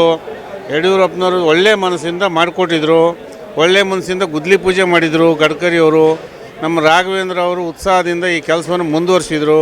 ಇವತ್ತು ಲೋಕಾರ್ಪಣೆ ಆಗಿದೆ. ಈಗ ಹೇಳ್ತಾ ಇದ್ದೆ, ನಮ್ಮ ಹುಡುಗರು 3-4 ಜನ ಇಲ್ಲೇ ಇದ್ದಾರೆ. ಅಪ್ಪಿ ಇಲ್ಲ, ನಾವು ಇಷ್ಟೊತ್ತಾದ ಕೂಡ ಹೋಗಬೇಕು, ಟೈಮ್ ಆಯ್ತು ನಾವು ಅನ್ನೋರು. ಇನ್ನು ಹೊಳೆಬಾಗಲ್ನವ್ರು ಇನ್ನು ಇಲ್ಲೇ ಇರ್ತಾರೆ, ಇನ್ನು ಭಾಳ ಕಾರಣ ಹೇಳೋ ಹಾಗಿಲ್ಲ. ನಾವು ಅವ್ರು 4 ಗಂಟೆಗೆ ಬಿಡಬೇಕಾಗಿತ್ತು, 4 ಗಂಟೆಗೆ ಹೊರಡೋರು ಈ ಕಡೆಯಿಂದ. ಇವತ್ತು ಹಾಗಿಲ್ಲ, ಇವತ್ತು ಎಷ್ಟೊತ್ತಿಗೆ ಹೋಗ್ಬೋದು, ಎಷ್ಟೊತ್ತಿಗೆ ಬರ್ಬೋದು. ಅದು ನೋಡಿದಾಗ ಅತ್ಯಂತ ಸಂತೋಷ, ಮನಸ್ಸು ತುಂಬಿ ಬಂತು. ಮತ್ತು ವಿಶೇಷವಾಗಿ ಸಿಗಂದೂರು ದೇವರು ಸತ್ಯ ಇದೆ ಅನ್ನೋದೊಂದು ಗೊತ್ತಾದ್ರು. ಯಾರ್ಯಾರು ಅದರಲ್ಲಿ ಹೋರಾಟ ಮಾಡಿದರು, ಯಾರ್ಯಾರು ನಿಜವಾಗೂ ಅಂತಃಕರಣದಿಂದ ಕೆಲಸ ಮಾಡಿದರು, ಆತ್ಮಪೂರ್ವಕ ಕೆಲಸ ಮಾಡಿದ್ರು, ಅವರನ್ನು ಆ ದೇವಿ ಕರೆಸ್ಕೊಂಡ್ಲು. ಇವತ್ತು ಇದೊಂದು ವಿಶೇಷ. ಇದು ಈ ವೇದಿಕೆಯಲ್ಲೂ ಅಷ್ಟೇ ಒಂದು ಒಳ್ಳೆಯ ಅವಕಾಶ ಆಯಿತು. ನಾನು ನಿನ್ನೆಲ್ಲ ನಿಮ್ಗೆ ಹೇಳಿದ್ದೆ, ನಾವೆಲ್ಲ ಸರ್ಕಾರದವ್ರು ನಡೆಸಬೇಕು, ನಾವು ಅದನ್ನು ನೋಡಿ ಆನಂದಿಸೋರು ಅಂತ. ನಡೆಸೋಂಗೂ ಆಯಿತು, ಆನಂದಿಸೋಂಗೂ ಆಯಿತು. ಇದು ಸಿಗಂದೂರು ತಾಯಿಯ ಆಶೀರ್ವಾದ. ಈ ಸಂದರ್ಭ ಹೇಗೆ ಅನ್ನಿಸ್ತು ಅಂದರೆ ತುಂಬ ಸಂತೋಷ ಅನ್ನಿಸ್ತು. ನಮ್ಮ ಲೀಡರ್ಗಳೆಲ್ಲ ಬಂದರು, ಒಳ್ಳೆ ಮಳೆನೂ ಬಿಡ್ತು, ಹೆಲಿಕಾಪ್ಟರ್ ಬಂತು. ಯಡಿಯೂರಪ್ಪನವರು ಒಳ್ಳೆ ಮನಸ್ಸಿಂದ ಮಾಡಿಕೊಟ್ಟಿದ್ರು, ಒಳ್ಳೆ ಮನಸ್ಸಿಂದ ಗುದ್ಲಿ ಪೂಜೆ ಮಾಡಿದರು. ಗಡ್ಕರಿ ಅವರು, ಮುಖ್ಯಮಂತ್ರಿಗಳು ಬೇಡ ಅಂದಿದ್ದಕ್ಕೆ ನಾನು ಕಾರ್ಯಕ್ರಮಕ್ಕೆ ಹೋಗಿಲ್ಲ. ಸಂಸದ ಬಿವೈ ರಾಘವೇಂದ್ರದ್ದು ನರಿಬುದ್ಧಿ ಎಂದು ಶಾಸಕ ಗೋಪಾಲಕೃಷ್ಣ ಬೇಳೂರು ಕುಟುಕಿದ್ದಾರೆ. ಸಿಗಂದೂರು ಸೇತುವೆ ಉದ್ಘಾಟನೆಗೆ ಸಿಎಂ ಆಹ್ವಾನಿಸದೇ ಇರುವುದಕ್ಕೆ ಅಸಮಾಧಾನ ಹೊರಹಾಕಿದ ಶಾಸಕ ಗೋಪಾಲಕೃಷ್ಣ ಬೇಳೂರು ಸಂಸದ ರಾಘವೇಂದ್ರ ಅವರದ್ದು ನರಿಬುದ್ಧಿ ಎಂದು ಲೇವಡಿ ಮಾಡಿದ್ದಾರೆ. ಕಾರ್ಯಕ್ರಮಕ್ಕೆ ಕೇವಲ 3 ದಿನ ಇದ್ದಾಗ ಸಿಎಂಗೆ ಆಹ್ವಾನಿಸಿದ್ದಾರೆ. ಸಿಎಂಗೆ ಬೇರೆ ಕಾಯದ ನಿಮಿತ್ತ ಅದು ಸಾಧ್ಯವಾಗಲಿಲ್ಲ. ಬಿಜೆಪಿ ಶಿಷ್ಟಾಚಾರ ಉಲ್ಲಂಘನೆ ಮಾಡಿ ಕೀಳು ಮಟ್ಟದ ರಾಜಕಾರಣ ಮಾಡಿದ್ದಾರೆ. ಇದರಲ್ಲಿ ಕೆಲ ಅಧಿಕಾರಿಗಳು ಶಾಮೀಲಾಗಿದ್ದಾರೆ. ಅವರನ್ನು ಅಮಾನತುಗೊಳಿಸುವಂತೆ ಸಿಎಂಗೆ ಮನವಿ ಸಲ್ಲಿಸುತ್ತೇನೆ ಎಂದು ಹರಿಹಾಯ್ದರು. 2 ಸೇತುವೆ ಒಂದೇ ಅಲ್ಲ, 2,000 ಕೋಟಿ ರೂಪಾಯಿಯ ಒಂದು ಯೋಜನೆಯನ್ನು ಇವತ್ತು 3-4 ಕಡೆ ಯೋಜನೆಯನ್ನು ಜಾರಿಗೊಳಿಸಬೇಕಾದ್ರೆ, ಉದ್ಘಾಟನೆ ಮಾಡಬೇಕಾದ್ರೆ ಈ ರಾಜ್ಯದ ಮುಖ್ಯಮಂತ್ರಿಗಳನ್ನು ಕರೀಲಿಕ್ಕೆ ನಿಮಗೆ ಯೋಗ್ಯತೆ ಆಗಲ್ಲ ಅಂದರೆ ಏನು ಅರ್ಥ ಏನಿದು? ಒಂದೇ ಸೇತುವೆ ಆದರೆ ಪರವಾಗಿಲ್ಲ, ಹೆಂಗೆ ನಡೆದುಕೊಂಡು ಹೋಗ್ತಿತ್ತು. 2,000 ಕೋಟಿ ಇವತ್ತು ಅವರು ನಿನ್ನೆ ಶಂಕುಸ್ಥಾಪನೆ ಉದ್ಘಾಟನೆ ಎಲ್ಲ ಮಾಡಿದ್ದಾರೆ. ಇವತ್ತು ಒಬ್ಬ ಮುಖ್ಯಮಂತ್ರಿಗೆ 3 ದಿವಸ ಹೋಗ್ಬಿಟ್ಟು ನೀವು ಕಾರ್ಡ್ ಕೊಟ್ಟು ಬನ್ನಿ ಅನ್ನೋಕ್ಕೆ ಇದೇನು ಮದುವೆ ಕಾರ್ಡಾ? ಅವರು ಒಬ್ಬ ಮುಖ್ಯಮಂತ್ರಿಗಳು ಕರಿಬೇಕು, ಮುಂಚೆ ಕರೆದು ಇದು ಮಾಡಬೇಕು ಅನ್ನೋದು ಗೊತ್ತಿಲ್ವಾ? ಗಡ್ಕರಿಗೆ 3 ದಿವಸ ಮುಂಚೆ ಲೆಟ್ರ್ ಮಾಡಿದ್ದಾರೆ. ಆದರೂ ಸಹ ಇವರು ಮಾಡಿದ್ದಾರೆ. ಇಲ್ಲೊಬ್ಬ ಎಂ ಪಿ ಇದ್ದಾನೆ, ನರಿಬುದ್ಧಿ ಎಂ ಪಿ ಅವರು. ಈ ಎಂ ಪಿ ಎಲ್ಲ ರೀತಿಯ ಜೋಶಿ ಅವ್ರನ್ನ ಹಿಡ್ಕೊಂಡು ಮಾಡಿದ್ದಾರೆ, ಇವೆಲ್ಲ ಮಾಡಿದ್ದಾರೆ. ಇವ್ರಿಗೇನೆಂದರೆ ನಾವು ಬರಬಾರ್ದು. ಆ 2,000 ಕೋಟಿ ತಂದಾಗ ಇಲ್ಲಿ ಹೇಳ್ತಾರೆ ಮುಖ್ಯಮಂತ್ರಿಗಳು, ಏನ್ರಿ ನಾವು ಟ್ಯಾಕ್ಸ್ ಕಟ್ಟಿಲ್ಲನ್ರಿ, ನಾವು ರಾಜ್ಯದಲ್ಲೇ 2ನೇ ಸ್ಥಾನದಲ್ಲಿ ಟ್ಯಾಕ್ಸ್ ಕಟ್ತಾಯಿದ್ದೀವಿ, GSTಯಲ್ಲಿ ನಮ್ಮ ರಾಜ್ಯ ಹೈಯೆಸ್ಟ್ ಟ್ಯಾಕ್ಸ್ ಕಟ್ತಾ ಇದ್ದೀವಿ, ಏನು ಇವ್ರು ಕೊಡಬೇಕಾಗಿತ್ತು ಕೊಟ್ಟಿದ್ದಾರೆ ಅಂತಾರೆ. ಇವರಿಗೆ ಮುಜುಗರ ಆಗುತ್ತೆ. ಇವ್ರದ್ದು ಇಲ್ಲಿ ಹೈಲೈಟ್ ಆಗಬೇಕು, ಇವರು ಇಲ್ಲಿ ಸೇತುವೆದು ಹೈಲೈಟ್ ಮಾಡ್ಕೋಬೇಕು. ಇವೆಲ್ಲವನ್ನು ಪ್ಲ್ಯಾನ್ ಮಾಡಿ ಇವತ್ತು ಈ ರೀತಿಯ ಒಂದು ಅವಮಾನ ಮಾಡಿದ್ದಾರೆ. ಇದನ್ನು ನಾವು ಹೋಗೋಕ್ಕೆ ತಯಾರಿದ್ದೆ. ನನಗೇನು ಆ ಕ್ಷೇತ್ರದ ಒಂದು ಸೇತುವೆ ಆಗುತ್ತೆ, ಹೋಗೋಕ್ಕೆ ತಯಾರಿದ್ದೆ. ಮುಖ್ಯಮಂತ್ರಿಗಳು ಅದಕ್ಕೆ ಬೇಡ ಅಂತ ಹೇಳಿದ್ದಾರೆ, ನಾವು ಹೋಗಲಿಲ್ಲ. ಇದು ಮುಖ್ಯಮಂತ್ರಿಯವರು ಈಗಾಗಲೇ ಪ್ರಧಾನಮಂತ್ರಿಯವರಿಗೂ ಲೆಟರ್ ಮಾಡಿದ್ದಾರೆ, ಪ್ರೋಟೋಕಾಲನ್ನು ಉಲ್ಲಂಘನೆ ಮಾಡಿದ್ದಾರೆ ಅಂತ ಹೇಳಿದ್ದಾರೆ. ಇಷ್ಟು ಕೀಳು ಮಟ್ಟದ ರಾಜಕಾರಣವನ್ನು ಇವತ್ತು ಇವರು ಮಾಡಿದ್ದಾರೆ. ಇದು ತಪ್ಪು. ಇದು ರಾಜ್ಯ ಮತ್ತು ಕೇಂದ್ರ ಸರ್ಕಾರದ ಯೋಜನೆಗಳನ್ನು ಎರಡೂ ಸರ್ಕಾರಗಳ ಜೊತೆಗೆ ಹೋಗಬೇಕು. ಯಾಕೆ ಇವ್ರಿಗೆ ಮುಖ್ಯಮಂತ್ರಿಯವ್ರು ಬರಬಾರ್ದಾ? ರಾಜ್ಯದ ಮಂತ್ರಿಗಳೆಲ್ಲ ಬರಬಾರ್ದಾ? ಇವ್ರದ್ದು ಏನು ಉದ್ದೇಶ ಏನು ಇವ್ರದ್ದು? ಇವ್ರು ಯಡಿಯೂರಪ್ಪನವ್ರು ಬರ್ಬೋದು, ಇವ್ರು ಯಡಿಯೂರಪ್ಪನವ್ರ ಹೆಸರು ಹಾಕೊಂಡು ಕರ್ಕೊಬರ್ಬೋದು ಇವರಿಗೆಲ್ಲ. ಆದರೆ ಮುಖ್ಯಮಂತ್ರಿಗಳು ಬರಬಾರ್ದು ಅನ್ನೋದು ಉದ್ದೇಶ ಇದೆಯಲ್ಲ. ಕೇವಲ ತುಮ್ರಿ ಸೇತುವೆದ ನಾವು ಕೇಳ್ತಾ ಇರಲಿಲ್ಲ. ಆಯ್ತು ನಾವು ಬರ್ತೀವಿ, ಜಾರಕಿಹೊಳಿ ಅವರು ನಾವು ಯಾರೋ ಬಂದು ಉದ್ಘಾಟನೆ ಮಾಡೋಕ್ಕೆ ಬರ್ತಿದ್ದೀವಿ. ಇವರು ಅದನ್ನು BJPಯ ಪಕ್ಷದ ಕಾರ್ಯಕ್ರಮವಾಗಿ ಮಾಡಿಕೊಂಡು ಇವತ್ತಿದ್ದಾರೆ. ನಾನು ಮುಖ್ಯಮಂತ್ರಿಗಳಿಗೂ ಹೇಳೋದಿಷ್ಟೇ, ನಮ್ಮ ರಾಜ್ಯದ ಅಧಿಕಾರಿಗಳು ಇದರ ಬಗ್ಗೆ ಮೋದಿಜಿಯವರು ಬರೋಕಾಲ ರಾಷ್ಟ್ರದ ಅಂತ ಹೇಳಿದರೆ ರಾಜ್ಯದ CM 2,000 ಕೋಟಿಗೆ ಬರ್ತಾ ಇರಲಿಲ್ವಾ? ಅದೇ ಹಂಗೆ ಹೇಳ್ತೀರಿ ಸರ್ ನೀವು? ಮೋದಿಜಿಯವರು ರಾಷ್ಟ್ರದ ವ್ಯಾಪ್ತಿ ಹೋಗಬೇಕು, ಇದಕ್ಕೆ ಬರಲ್ಲ ಅಂತ ಹೇಳಿ ನಾವೇನು ಮಾಡೋಕ್ಕಾಗತ್ತೆ? CM ಅವರು ಕರಿಬೇಕಲ್ಲ ಇವರು ಕರೆಕ್ಟಾಗಿ. 3 ದಿವಸ ಮುಂಚೆ ಕೊಟ್ಟರೆ ನೀವು ಬಂದುಬಿಡ್ತೀರಾ? ಅವ್ರಿಗೆ ಇಂಡಿ ಕಾರ್ಯಕ್ರಮ ಫಿಕ್ಸ್ ಆಗಿದೆ. ಅವರೆಲ್ಲ ರೆಡಿ ಮಾಡ್ಕೊಂಡು ಇಂಡಿ ಕಾರ್ಯಕ್ರಮದ ಹೊರಟಿದ್ದಾರೆ. ಹೆಂಗೆ ಬರ್ತಾರೆ ಅವರು? ಒಂದು ವಾರದ ಮುಂಚೆ ಹೇಳಿದರೆ ಇಂಡಿ ಕಾರ್ಯಕ್ರಮ ಮುಂದೆ ಹಾಕ್ಕೊಂಡು ಇವರು ಇಂಥ ಕಾರ್ಯಕ್ರಮ ಬರ್ತಾರೆ. ಯಾಕೆ ನೀವು ರಾಜಕೀಯ ಮಾಡ್ತೀರಿ? ಏನು ಇವ್ರ ಅಪ್ಪನ ಮನೆಯಿಂದ ತಂದಿದ್ದಾರಾ? ಇವ್ರ ಅಪ್ಪನ ಮನೆಯಿಂದ ಏನಾರು ತಂದಿದ್ದಲ್ಲ. ಈ ರಾಜ್ಯದ ಟ್ಯಾಕ್ಸ್ ಕೊಟ್ಟಿರೋದು ನಾವು ಕೊಟ್ಟಿದ್ದೀವಿ. ಇದು ಜಾಗ ನಮ್ಮದು, ಇವ್ರ ಅಪ್ಪನ ಮನೆದ ಜಾಗ. ಇವ್ರು ಯಾರ ಅಪ್ಪನ ಮನೆದು ಅಲ್ಲಲ್ಲ. ಇವ್ರು ಯಾರ ಅಪ್ಪನ ಮನೆಯ ಜಾಗ, ಇವ್ರ ಅಪ್ಪನ ಮನೆಯ ದುಡ್ಡಾಗಿದ್ರೆ ನಮ್ಮನ್ನು ಕೇಳಬೇಡಿ. CM ಅವರು ಕರೆದಿರೋದು ಅವಮಾನ ಅಲ್ಲನ್ರಿ? ಯಾಕೆ ಕರೆಯಲ್ಲ ಇವರು? ಏನು ರಾಜ್ಯ ಸರ್ಕಾರ ಏನು ನಮಗೇನು ಇದು ಬೇಡವಾ ಇವರಿಗೆ? ನಾವು ಜಾಗ ಬಿಡಿಸ್ಕೊಡೋಕೆ ನಾವು ಬೇಕು. ಈಗ ನೋಡಿ, ಅಲ್ಲಿ ದೇವನಹಳ್ಳಿಯಲ್ಲಿ ಜಾಗ ಬಿಡಿಸ್ಬೇಕಾದ್ರೆ ನಮ್ಮ ಮೇಲೆ ಬಂದಿದ್ದಾರೆ ಕೇಂದ್ರ ಸರ್ಕಾರ ಯೋಜನೆಗೆ. ನಾವು ಈಗ ರೈತರು ವಿರೋಧ ಹಾಕೋಬೇಕಲ್ಲ. ಈಗ ಹೈವೇ ಆದ ತಕ್ಷಣ ನಾವು ವಿರೋಧ ಹಾಕೋಬೇಕು. ಅದು ಯಾರು ಮಾಡೋರು? ನಾವು. ಇವ್ರು ಬರ್ತಾರಾ? ಇವ್ರು ಮೋದಿಜಿಯವ್ರು ಬರ್ತಾರಾ? ಗಡ್ಕರಿಯವ್ರು ಬರ್ತಾರಾ? ಯಾರೂ ಬರಲ್ಲ. ಇದು ರಾಜ್ಯ ಸರ್ಕಾರನ ತಗೊಂಡು ಹೋಗಬೇಕು. ಇಲ್ಲಿ ಏನಾಗಿದೆ, ಇವರು ಬೇಕಂತಲೇ ಮಾಡಿ 2,000 ಕೋಟಿಯ ಯೋಜನೆಯನ್ನು ಜಾರಿಗೊಳಿಸ್ಬೇಕಾದ್ರೆ ಮುಖ್ಯಮಂತ್ರಿಗಳು ಬರಲೇಬೇಕು, ರಾಜ್ಯ ಸರ್ಕಾರದ ಮಂತ್ರಿಗಳಲ್ಲ.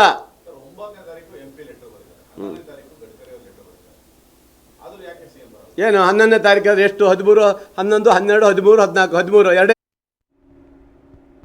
ಈಗೊಂದು ಪುಟ್ಟ ವಿರಾಮದ ನಂತರ ಸುದ್ದಿ ಮುಂದುವರಿಯಲಿದೆ.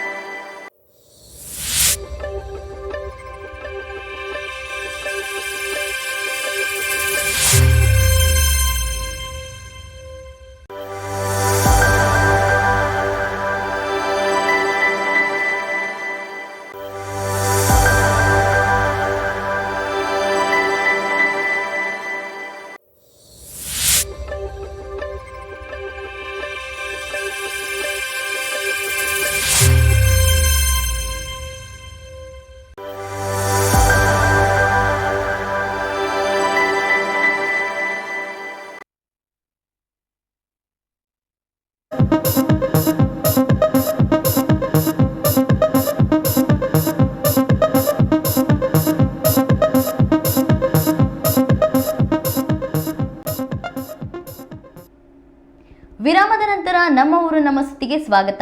PWD ಮಿನಿಸ್ಟರ್ ಸತೀಶ್ ಜಾರಕಿಹೊಳಿ ಅವರು ಸಾಗರಕ್ಕೆ ಬಂದಿದ್ರು. 10 ನಿಮಿಷದಲ್ಲಿ ಬರ್ತೀನಿ ಎಂದವರು ಕಾರ್ಯಕ್ರಮಕ್ಕೆ ಬಾರದೆ ಹಾಗೆ ಹೋಗಿದ್ದಾರೆ. ಶಿಷ್ಟಾಚಾರ ಉಲ್ಲಂಘನೆ ಮಾಡಿರೋದು ರಾಜ್ಯ ಸರ್ಕಾರ ಎಂದು ಸಂಸದ ಬಿವೈ ರಾಘವೇಂದ್ರ ತಮ್ಮ ಅಸಮಾಧಾನವನ್ನ ಹೊರಹಾಕಿದ್ದಾರೆ. ಶಿವಮೊಗ್ಗದಲ್ಲಿ ಮಾಧ್ಯಮ ಪ್ರತಿನಿಧಿಗಳ ಜೊತೆ ಮಾತನಾಡಿದ ಅವರು ಸೇತುವೆಯ ರಾಜಕೀಯಕ್ಕೆ ಸಂಬಂಧಿಸಿದಂತೆ ಪ್ರತಿಕ್ರಿಯೆ ನೀಡಿದರು. ಅವರಂತ ಮುಖ್ಯಮಂತ್ರಿಗಳು ಅತ್ಯಂತ ಪ್ರೀತಿಯಿಂದ ಆಮಂತ್ರ ಪತ್ರಿಕೆಯನ್ನು ಇಸ್ಕೊಂಡಿದ್ದಾರೆ. ಒಳ್ಳೆ ಮಾತನಾಡಿದ್ದಾರೆ ನ್ಯಾಷನಲ್ ಹೈವೇ ಅಧಿಕಾರಿಗಳ ಹತ್ರ. ನಂತರ ಇದೆ ನಂತರ ವಿಚಾರಗಳು ಅವ್ರು ಏನು ಮಾತಾಡಿದೆ ಅಂತ ನಂಗೆ ಗೊತ್ತಿದೆ. ನನಗೆ ಸಿದ್ದರಾಮಯ್ಯನವರು ಅಂತ ಸಂತರದ ವ್ಯಕ್ತಿ ಅಲ್ಲ ಅವರು. ಅವರಾಗಲಿ ಡಿ ಕೆ ಶಿವಕುಮಾರ್ ಆಗಲಿ ಅವ್ರೆಲ್ಲರದ್ದು ಸಹಕಾರ ಇದೆ. ಅವರೆಲ್ಲ ಬರಬೇಕು ಅನ್ನೋದು ನಮ್ಮೆಲ್ಲರ ಅಪೇಕ್ಷೆ ಇತ್ತು. ಅತ್ಯಂತ ನೋವಾಗಿದೆ ಆ ಕಡೆ ಭಾಗದ ಜನರಿಗೆ. ಸ್ವತಃ ಗಡ್ಕರಿಜಿ ಅವ್ರಿಗೆ ನಿನ್ನೆ ನೋವು ಮಾಡಿಕೊಂಡ್ರು. ಒಬ್ಬ ಗೌರವಾನ್ವಿತ PWD ಮಿನಿಸ್ಟ್ರು ಅವರ ಪ್ರತಿನಿಧಿಯಾಗಿ ಸಾಗರದವರೆಗೂ ಬಂದು ಪ್ರಹ್ಲಾದ್ ಜೋಶಿ ನನ್ನ ಎದುರಿಗೆ ಫೋನ್ ಮಾಡಿದ್ರು ಗೌರವಾನ್ವಿತ ಮಂತ್ರಿಗಳು, ಯಾರಿಗೆ ಜಾರಕಿಹೊಳಿ ಸಾಹೇಬರಿಗೆ, ಸರ್ ಇನ್ನು 10 ನಿಮಿಷದಲ್ಲಿ ನೀವಿರೋ ಜಾಗದಲ್ಲಿ ನಾನು ಸೇರ್ಕೊಂತೀನಿ ಅಂತ ಹೇಳಿದ್ದಾರೆ. ಅಷ್ಟಾದ್ಮೇಲೆ ಇಷ್ಟೆಲ್ಲ ಬೆಳವಣಿಗೆಗಳಾಗತ್ತೆ. ಒಂದು ಹಬ್ಬದ ರೀತಿಯಲ್ಲಿ ಆಗ್ಬೇಕಾದಂಥ ಒಂದು ಕಾರ್ಯಕ್ರಮ. ನಮ್ಮ ಉದ್ದೇಶ ಏನು? ಯಾವಾಗ ಮಳೆ ನಮಗೆ ಇರುತ್ತೋ ಏನಾಗುತ್ತೋ ಬೇಗ ನಾವು ಲೋಕಾರ್ಪಣೆ ಮಾಡಿ ನಾಳೆ ಸೋಮವಾರ ನಮಗೆಲ್ಲರೂ ಕೂಡ ಪಾರ್ಲಿಮೆಂಟ್ ಸೆಷನ್ನು. ಸ್ವತಃ ಯಡಿಯೂರಪ್ಪನವ್ರಿಗೆ ಸ್ವತಃ ನಿಮ್ಮ MP ಗೆ ತಲುಪಿರಿದೆ ಅವತ್ತು ಆಮಂತ್ರಣ ಪತ್ರಿಕೆ. 2 ದಿನ ಹಿಂದೆ ರಾತ್ರಿ 9 ಗಂಟೆ ಬಂದರು ಅಧಿಕಾರಿಗಳು. ಬರೀ ಸಿಗಂದೂರು ಒಂದೇ ಅಲ್ಲ, ಇಡೀ ರಾಜ್ಯದ 2,000 ಕೋಟಿಯ ಕಾಮಗಾರಿಯನ್ನ ಪ್ರೋಟೋಕಾಲ್ ಇದೆಲ್ಲದೂ ಕೂಡ ಮಾಡಬೇಕನ್ನೋ ಕಾರ್ಯಕ್ರಮ. ನಿಮ್ಮ ರಾಘಣ್ಣಂಗೆ ಬೈಯೋದಕ್ಕಿಂತ ಆ ಸಮಯವನ್ನು ಅವ್ರ ಜವಾಬ್ದಾರಿ ಅರ್ಥ ಮಾಡಿಕೊಂಡು ಮುಖ್ಯಮಂತ್ರಿಗಳೇ ಈ ಥರ ಎಲ್ಲ ಟೆಂಟೇಟಿವ್ ಫಿಕ್ಸ್ ಆಗ್ತಾ ಇದೆ, DCM ಸಾಹೇಬ್ರೆ ಫಿಕ್ಸ್ ಆಗ್ತಾ ಇದೆ ಅಂತ ಹೇಳ್ಕೊಂಡು ಆ ಕಡೆ ಗಮನಿಸ್ಬೋದಿತ್ತಲ್ಲ ಇವರು. ಅದು ಬಿಟ್ಟು ಯಡಿಯೂರಪ್ಪನವ್ರಿಗೆ ರಾಘಣ್ಣಂಗೆ ಮಾಡಿದ್ರೆ ಬೈಯೋದೇ ಬಿಟ್ಟು ಯಾವುದಕ್ಕೆ ಸಮಯ ಕಳೆದ್ರಿ ತಾವು? ಅತ್ಯಂತ ನೋವಾಗುತ್ತೆ. ನಿನ್ನೆ ಕಾರ್ಯಕ್ರಮ ಸಂದ 12 ಗಂಟೆಗೆ 3 ಜನ IAS IPS ಆಫೀಸರ್ ಸೆಲೆಕ್ಟ್ ಹೊಡೆದು ಸರ್ ನಮಗೆ ರೀಕಾಲ್ ಬಂದಿದೆ ವಾಪಸ್ ಹೋಗ್ತಾ ಇದ್ದೀವಿ ಅಂತ ಹೇಳ್ತಾರೆ. ಸಿಗಂದೂರು ರಾಮಪ್ಪನವರಿಗೆ ಧರ್ಮದರ್ಶಿಗಳು ನಾನು ಅಭಿನಂದನೆ ಸಲ್ಲಿಸ್ತೀನಿ. ಆ ಪುಣ್ಯಾತ್ಮ ಶೇಷಗಿರಿ ಭಟ್ ಇಬ್ಬರು ಸೇರಿ ಸರ್ಕಾರಿ ಕಾರ್ಯಕ್ರಮವನ್ನು ಆ ಸೇತುವೆ ಒಳ್ಳೆ ರೀತಿಯಿಂದ ಸೇವೆ ಸಲ್ಲಿಸಲಿ ಅಂತೇಳಿ ಹೋಮ ಹವನಗಳನ್ನು ಮಾಡಿ ಆಶೀರ್ವಾದ. ಶಿವಮೊಗ್ಗ ನಿಲ್ದಾಣ ಆರಂಭವಾದಾಗಿನಿಂದ ಇದುವರೆಗೂ ಲ್ಯಾಂಡಿಂಗ್ ಸಮಸ್ಯೆ ಕಾಡ್ತಾನೆ ಇದೆ. ಮಲೆನಾಡಿಗೆ ಒಂದು ವಿಮಾನ ನಿಲ್ದಾಣವೇನೋ ಆಯಿತು, ಅದರ ಜೊತೆಗೆ ಹಲವಾರು ಸಮಸ್ಯೆಗಳು ಸಹ ಒಟ್ಟಿಕೊಂಡಿವೆ. ಈ ವಿಸಿಬಿಲಿಟಿ ಸಮಸ್ಯೆ ಇಂದು ನಿನ್ನೆಯಲ್ಲ, ಆದರೆ ಕೇಂದ್ರ ಸಚಿವರಿಗೂ ಇದರ ಬಿಸಿ ಈಗ ಮುಟ್ಟಿದೆ. ಆ ಕುರಿತ ಒಂದು ರಿಪೋರ್ಟ್ ಇಲ್ಲಿದೆ. ಗಡ್ಕರಿ ಫ್ಲೈಟ್ ಲ್ಯಾಂಡಿಂಗು ತೊಂದರೆ. ವಿಸಿಬಿಲಿಟಿ ಸಮಸ್ಯೆಯಿಂದ ಮುಕ್ತಿ ಯಾವಾಗ? ಆಗಸದಲ್ಲಿ 3-4 ರೌಂಡ್ ಹೊಡೆದ ವಿಮಾನ. ಶಿವಮೊಗ್ಗದ ವಿಮಾನ ನಿಲ್ದಾಣ ಉದ್ಘಾಟನೆಯಾದಾಗಿಂದಲೂ ಒಂದಲ್ಲ ಒಂದು ಸಮಸ್ಯೆಗಳು ಬರ್ತಾನೆ ಇವೆ. ಇದೀಗ ಕೇಂದ್ರ ಸಚಿವ ನಿತಿನ್ ಗಡ್ಕರಿ ಅವರಿಂದ ವಿಮಾನ ಲ್ಯಾಂಡಿಂಗ್ ಆಗೋದಕ್ಕೂ ಸಮಸ್ಯೆಯಾಗಿರುವುದು ತಡವಾಗಿ ಬೆಳಕಿಗೆ ಬಂದಿದೆ. ಬೆಳಗ್ಗೆ 10:45ಕ್ಕೆ ಶಿವಮೊಗ್ಗ ವಿಮಾನ ನಿಲ್ದಾಣಕ್ಕೆ ಬಂದಿದ್ದ ಫ್ಲೈಟ್ಗೆ ಲ್ಯಾಂಡಿಂಗ್ ಸಮಸ್ಯೆ ಎದುರಾಗಿತ್ತು. ಮಹಾರಾಷ್ಟ್ರದ ನಾಗಪುರದಿಂದ ಶಿವಮೊಗ್ಗದ ವಿಮಾನ ನಿಲ್ದಾಣಕ್ಕೆ ವಿಮಾನದಲ್ಲಿ ಪ್ರಯಾಣ ಆರಂಭಿಸಿದ್ರು. ಆದರೆ ಲ್ಯಾಂಡಿಂಗ್ ಮಾಡೋದಕ್ಕೂ ಮುನ್ನ ಆಗಸದಲ್ಲಿ 3-4 ರೌಂಡ್ ಹೊಡೆಯಿತು. ಕಾರಣ ವಿಸಿಬಿಲಿಟಿ ಸಮಸ್ಯೆ. ಒಂದ್ ವೇಳೆ ವಿಮಾನ ಲ್ಯಾಂಡಿಂಗ್ ಆಗದೆ ಇದ್ರೆ ಕೇಂದ್ರ ಸಚಿವ ನಿತಿನ್ ಗಡ್ಕರಿ ಅವರಿದ್ದ ವಿಮಾನ ವಾಪಸ್ ಹೋಗಬೇಕಾದ ಪರಿಸ್ಥಿತಿಯೂ ಸಹ ಇತ್ತು. ಅಂದಹಾಗೆ ಇಲ್ಲಿ ಶಿವಮೊಗ್ಗ ವಿಮಾನ ನಿಲ್ದಾಣದಲ್ಲಿ ಇದೇ ರೀತಿಯ ಘಟನೆಗಳು ಮೇಲಿಂದ ಮೇಲೆ ನಡೀತಾನೆ ಇದ್ದು ಇದೀಗ ಕೇಂದ್ರ ಸಚಿವರಿಗೂ ಇದರ ಬಿಸಿ ತಟ್ಟಿದೆ.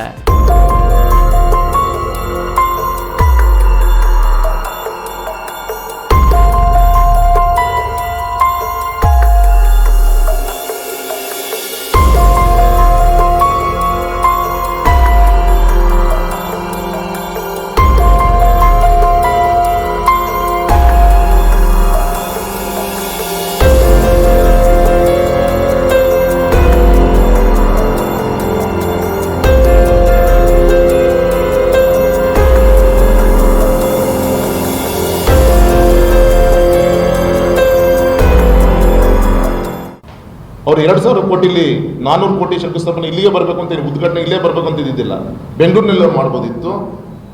ಆ ಸಂತಸರಿಗೆ ಗೌರವ ಸಲ್ಲಿಸೋಕ್ಕೋಸ್ಕರ ಪಾಪ ಅಷ್ಟು ದೂರ ಬಂದಿದ್ದಾರೆ. ಒಂದು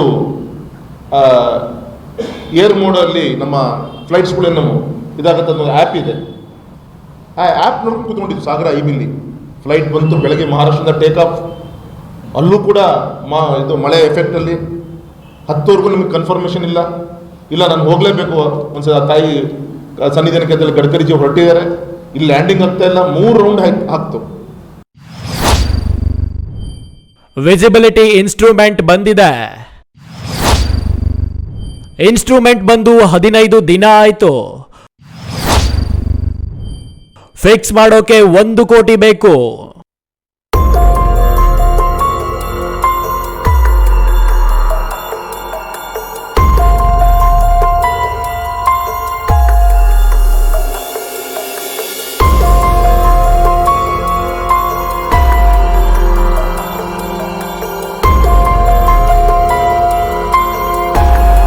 ಇಲ್ಲಿ ಶಿವಮೊಗ್ಗದ ವಿಮಾನ ನಿಲ್ದಾಣದಲ್ಲಿ ವಿಸಿಬಿಲಿಟಿ ಸಮಸ್ಯೆ ಇರೋದು ಇಂದು ನೆನ್ನೆಯದಲ್ಲ.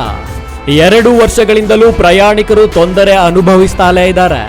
ಕೆಲ ಬಾರಿ ಹೈದರಾಬಾದ್, ಬೆಂಗಳೂರಿನಿಂದ ಬಂದ ವಿಮಾನಗಳು ಲ್ಯಾಂಡ್ ಆಗದೆ ವಾಪಸ್ ಹೋದ ಉದಾಹರಣೆಗಳು ಸಹ ಇದೆ. ಇಷ್ಟಾದರೂ ಸಹ ವಿಸಿಬಿಲಿಟಿ ಸಮಸ್ಯೆ ಎಂದಿಗೂ ಹಾಗೆ ಇರೋದಕ್ಕೆ ರಾಜ್ಯ ಸರ್ಕಾರವೇ ಕಾರಣ ಎಂದು ಸಂಸದ BY ರಾಘವೇಂದ್ರ ದೂರಿದ್ದಾರೆ. ನಮ್ಮ ಏರ್ಪೋರ್ಟಿಗೆ ವಿಸಿಬಿಲಿಟಿ ಇದಿಲ್ಲ, ಇನ್ಸ್ಟ್ರೂಮೆಂಟ್ ಇಲ್ಲ. ನಿಮ್ಮ ರಾಗಣ್ಣ ಇನ್ಸ್ಟ್ರೂಮೆಂಟ್ ತರಿಸ್ಕೊಟ್ಟು ಆಲ್ರೆಡಿ 15 ಡೇಸ್ ಆಯಿತು. ಜೂನ್ ಎಂಡಿಗೆ ಆ ಇನ್ಸ್ಟ್ರೂಮೆಂಟ್ ಈಗ ಆಲ್ರೆಡಿ ಬಂದಿದೆ. ಇಲ್ಲಿ ಯಾವುದು ನಮ್ಮ ಇದನ್ನು ಟೆಂಡರ್ ಮಾಡಿ 2.5 ಮಂತ್ಸಲ್ಲಿ ತರಿಸಿಟ್ಟಿದ್ದೀನಿ. ಈಗ ಅದನ್ನು ಫಿಕ್ಸ್ ಮಾಡೋಕ್ಕೆ 1 ಕೋಟಿ ಬೇಕು ಇವರಿಗೆ KSRTCಯಿಂದ. ನಾನು ಅವತ್ತೇ ಹೇಳಿದ್ದೀನಿ, ಇನ್ಸ್ಟ್ರೂಮೆಂಟ್ ಬರೋದ್ರೊಳಗೆ ನಿಮ್ಮ KSRTC ಡಿಪಾರ್ಟ್ಮೆಂಟ್ 1 ಕೋಟಿ ತರಿಸಿ ಅದಕ್ಕೆ ಬೇಕಾದಂಥ ಸಪೋರ್ಟು ಫೌಂಡೇಶನ್ನು ಆ್ಯಂಟಿನ ಎಲ್ಲದು ರೆಡಿ ಮಾಡ್ಕೊಳ್ರಪ್ಪ ಅಂತ ಹೇಳಿದ್ರೆ ಇವತ್ತು ಕೂಡ 1 ಕೋಟಿ ತಂದು ಅದನ್ನು ಇನ್ಸ್ಟಾಲ್ ಮಾಡೋ ಪ್ರಯತ್ನ ಮಾಡಿಲ್ಲ. ನಿನ್ನೆ ಖುಷ್ಬು ಅಂತೇಳಿ KSRTC MD ಫೋನ್ ಮಾಡಿ ಮೊನ್ನೆ ಕೇಂದ್ರದ ಮಂತ್ರಿಗಳು ಬರ್ತಾ ಇದ್ದಾರೆ.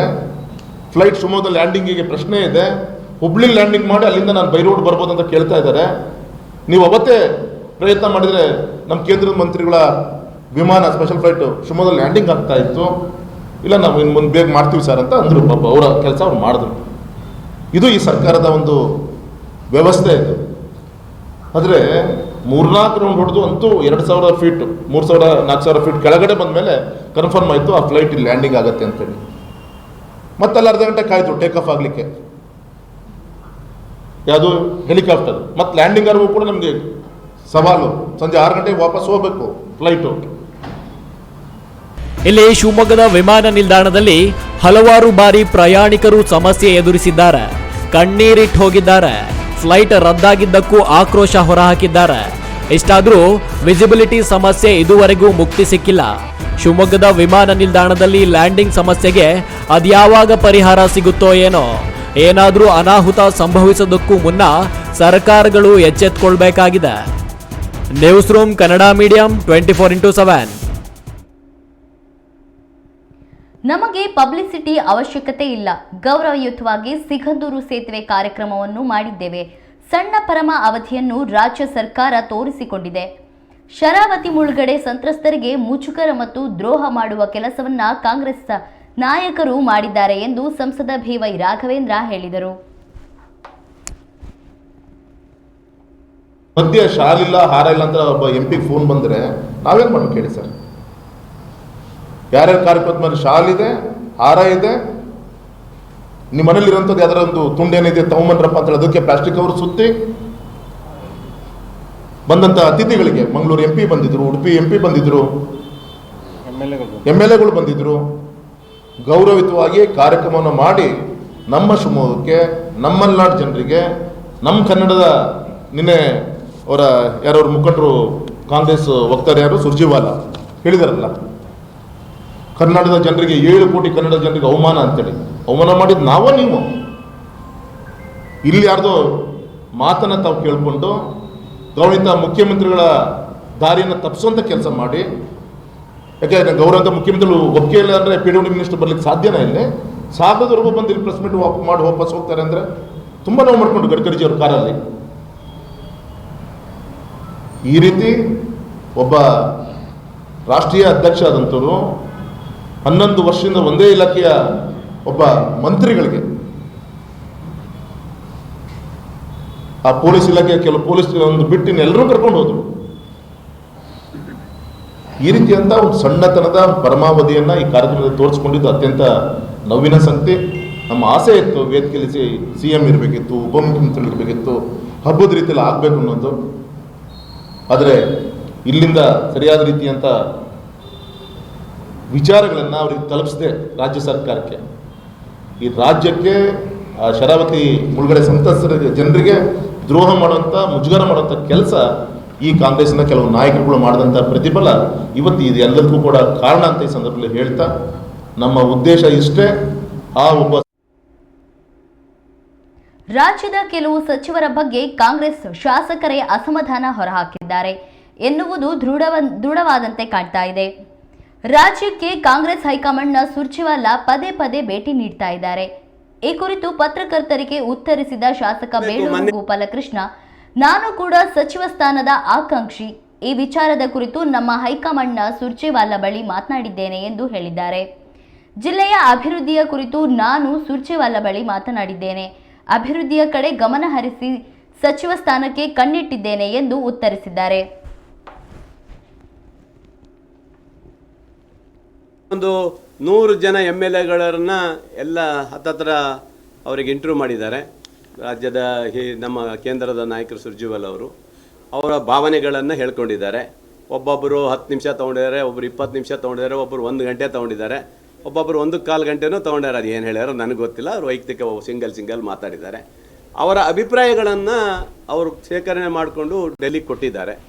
ಆನಂತರ ಆ ಅಭಿಪ್ರಾಯ ತಗೊಂಡು ಮತ್ತೆ ಮಂತ್ರಿಗಳಿಗೆ ಈಗಾಗಲೇ ಅವ್ರ ಬಗ್ಗೆ ಅವ್ರನ್ನ ಈಗಾಗಲೇ ಇಂಟರ್ವ್ಯೂ ಮಾಡ್ತಾ ಇದ್ದಾರೆ. ಇವತ್ತು ರಾಜ್ಯ ಸರ್ಕಾರದಲ್ಲಿ ಅವಾಗ ಒಂದು ಸಣ್ಣ ಪುಟ್ಟ ವ್ಯತ್ಯಾಸ ಬಂದಂಥ ಸಂದರ್ಭದಲ್ಲಿ ಕೇಂದ್ರ ನಾಯಕರು ಬಂದು ಈ ಥರ ಅವರನ್ನು ನಮ್ಮ ಮುಕ್ತವಾಗಿ ಮಾತಾಡಲಿಕ್ಕೆ ಅವಕಾಶ ಕೊಟ್ಟಿದ್ದರು. ನಮಗೂ ಖುಷಿಯಾಗಿ ಮಾತಾಡಿದ್ದೀವಿ. ಈಗ ಮಂತ್ರಿಗಳನ್ನು ಏನಪ್ಪ ನಿಮ್ಮದು ಕತೆ ಅಂತ ಹೇಳಿ ಕೇಳೋಕ್ಕೊಂದು ಅವಕಾಶ ಅವ್ರಿಗೆ ಸಿಕ್ಕಿದೆ. ಯಾರು ಮಂತ್ರಿ ಬಗ್ಗೆ ಏನು ಹೇಳ್ಯಾರೋ ನಮ್ಗೆ ಗೊತ್ತಿಲ್ಲ, ನಾವಂತೂ ಯಾರಿಗೂ ಹೇಳಿಲ್ಲ. ಹಾಗಾಗಿ ಅದೇನಂತ ತೀರ್ಮಾನ ಮಾಡ್ತಾರೋ ಅವ್ರು ಹೈಕಮಾಂಡ್ ಹೇಳ್ದಂಗೆ ಅದು ರಿಪೋರ್ಟ್ ತೊಗೊಂಡು ಕೊಡ್ತಾರೆ. ನಾನು ಮಾಡಿದ್ದೀನಿ. ನಾನು ಮಾಡಿದಾಗ ನನ್ನ ಕ್ಷೇತ್ರದಲ್ಲಿ ಇಂಜಿನಿಯರ್ ಕಾಲೇಜ್ ಆಗಬೇಕು ಹೇಳ್ತೀನಿ, ಅಲ್ಲ ಇಂಜಿನಿಯರ್ ಕಾಲೇಜ್ ಆಗಬೇಕು, ಇನ್ನೊಂದು ಆಗಬೇಕು ಸರ್. ನಾನು ಒಬ್ಬ ಸಚಿವ ಸ್ಥಾನದ ಆಕಾಂಕ್ಷಿ ಇದ್ದೀನಿ ಸರ್, ನನಗೂ ಒಂದು ಅವಕಾಶ ಕೊಡಿ ಸರ್ ಅಂತ ಕೇಳಿದ್ದೇನೆ. ಅದರಲ್ಲಿ ತಪ್ಪೇನು, ಇಷ್ಟೇ ಕೇಳಿದ್ದು ನಾನು, ಮತ್ತೇನು ನಾನು ಕೇಳಿ ಹಾಂ ಜಾಸ್ತಿ ಕೇಳಕ್ಕೆ ಹೋದರೆ 100 ಜನರಲ್ಲಿ ನಂದಂತ ಕೇಳ್ತಾರಂತ ಸುಮ್ಮನೆ ಇದೆ ಅಷ್ಟೇ. ಹಾಂ ಅಷ್ಟೇ, ಇಷ್ಟೇನಾ? Okay, thank you very much ಎಲ್ರಿಗೂ. ನೋಡಬೇಕು, ಮೊನ್ನೆ ಒಂದು 100 ಜನ MLAಗಳನ್ನ ಎಲ್ಲ ಹತ್ತತ್ರ ಅವರಿಗೆ ಇಂಟರ್ವ್ಯೂ ಮಾಡಿದ್ದಾರೆ.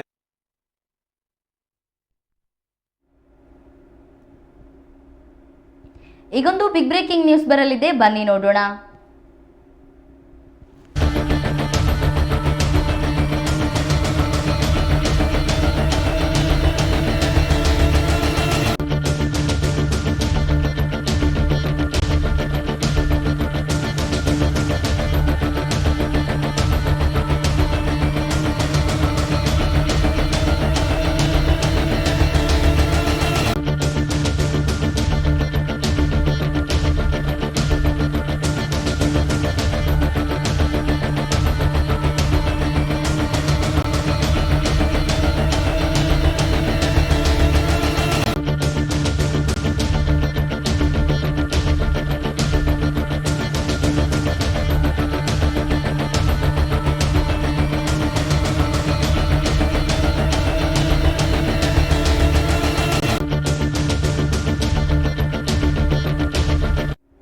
ರಾಜ್ಯದ ಮಲ್ಟಿಪ್ಲೆಕ್ಸ್ಗಳಲ್ಲಿ ಇನ್ಮುಂದೆ ಬೇಕಾಬಿಟ್ಟಿ ಹಣ ವಸೂಲಿ ಮಾಡುವಂತೆ ಇಲ್ಲ. ಇದಕ್ಕೆ ರಾಜ್ಯ ಸರ್ಕಾರ ಬ್ರೇಕ್ ಹಾಕಿದೆ. ಮಲ್ಟಿಪ್ಲೆಕ್ಸ್ಗಳಲ್ಲಿ ಟಿಕೆಟ್ಗೆ 200 ರುಗಿಂತ ಅಧಿಕ ದರ ವಸೂಲಿ ಮಾಡುವಂತಿಲ್ಲ ಎಂದು ರಾಜ್ಯ ಸರ್ಕಾರ ಆದೇಶ ಹೊರಡಿಸಿದೆ. ಗೃಹ ಇಲಾಖೆಯ ಅಧೀನ ಕಾರ್ಯದರ್ಶಿ BK ಭುವನೇಂದ್ರ ಕುಮಾರ್ ಅವರು ಈ ಆದೇಶ ಹೊರಡಿಸಿದ್ದಾರೆ. ಅಧಿಕೃತವಾಗಿ ಗೆಜೆಟ್ನಲ್ಲಿ ಪ್ರಕಟಿಸಿದ ನಂತರ 15 ದಿನಗಳ ಒಳಗಾಗಿ ಪರಿಗಣನೆಗೆ ತೆಗೆದುಕೊಳ್ಳಲಾಗಿ ತಿಳಿಸಲಾಗಿದೆ.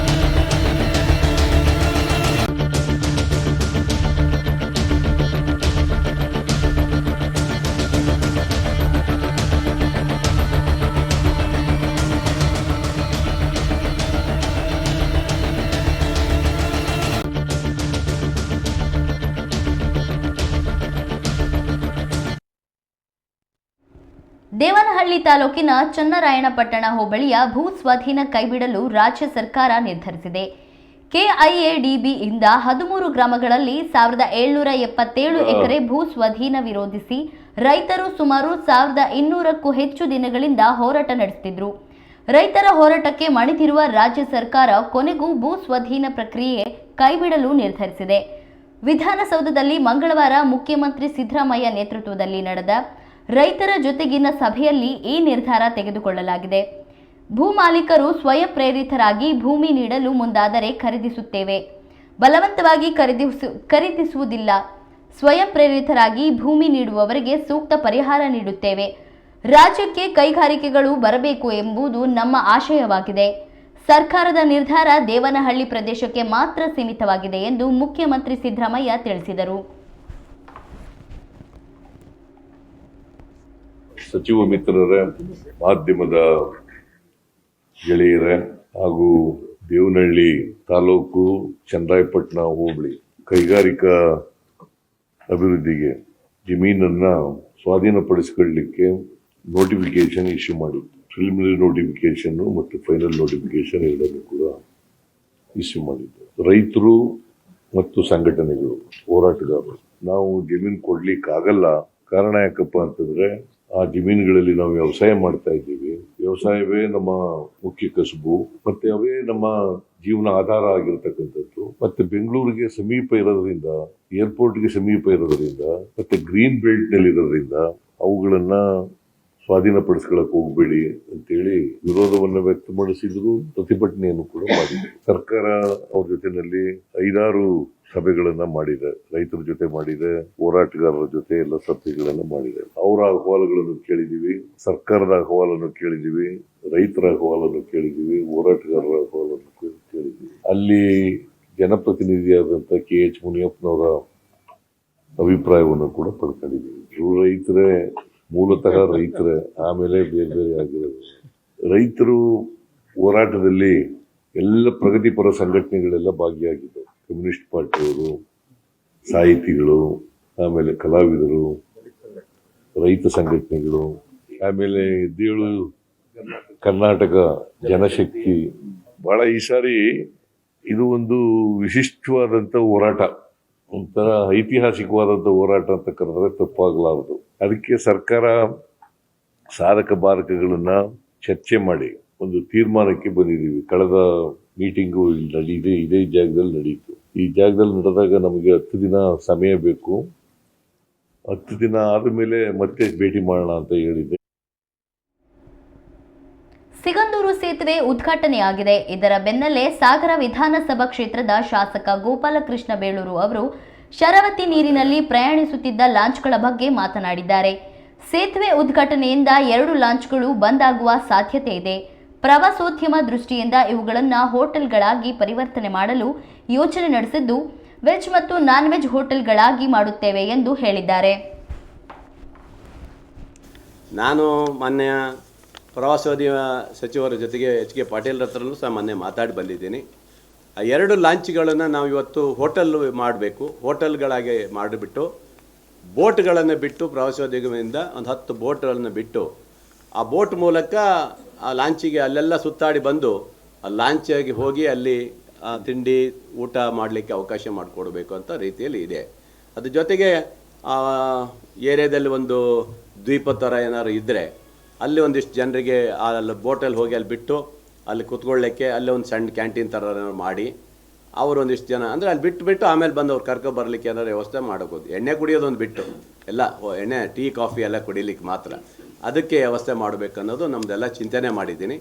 ಮಾನ್ಯ ಮಂತ್ರಿಗಳು ಸಹ ಒಪ್ಕೊಂಡಿದ್ದಾರೆ, ನಾನು ಬರ್ತೀನಿ, ಒಳ್ಳೆ ಸುಂದರವಾಗಿ ಮಾಡಿಕೊಡೋ ಅಂತ ಹೇಳಿದ್ದಾರೆ. ಯಾಕಂದರೆ 2 ಬೋಟ್ ಆಲ್ರೆಡಿ ಇದೆ, ಅದನ್ನು ಸುಮ್ಮನೆ ಅಲ್ಲಿ ನಿಲ್ಲಿಸೋ ಬದಲು ಒಂದು ಪ್ರವಾಸಿಗರಿಗೆ ಒಂದು ಒಳ್ಳೆಯ ಒಂದು ವ್ಯವಸ್ಥೆ ಮಾಡಬೇಕಂತೇಳಿ ರಾಜ್ಯ ಸರ್ಕಾರದ ಯೋಜನೆ ಆಗಿದೆ.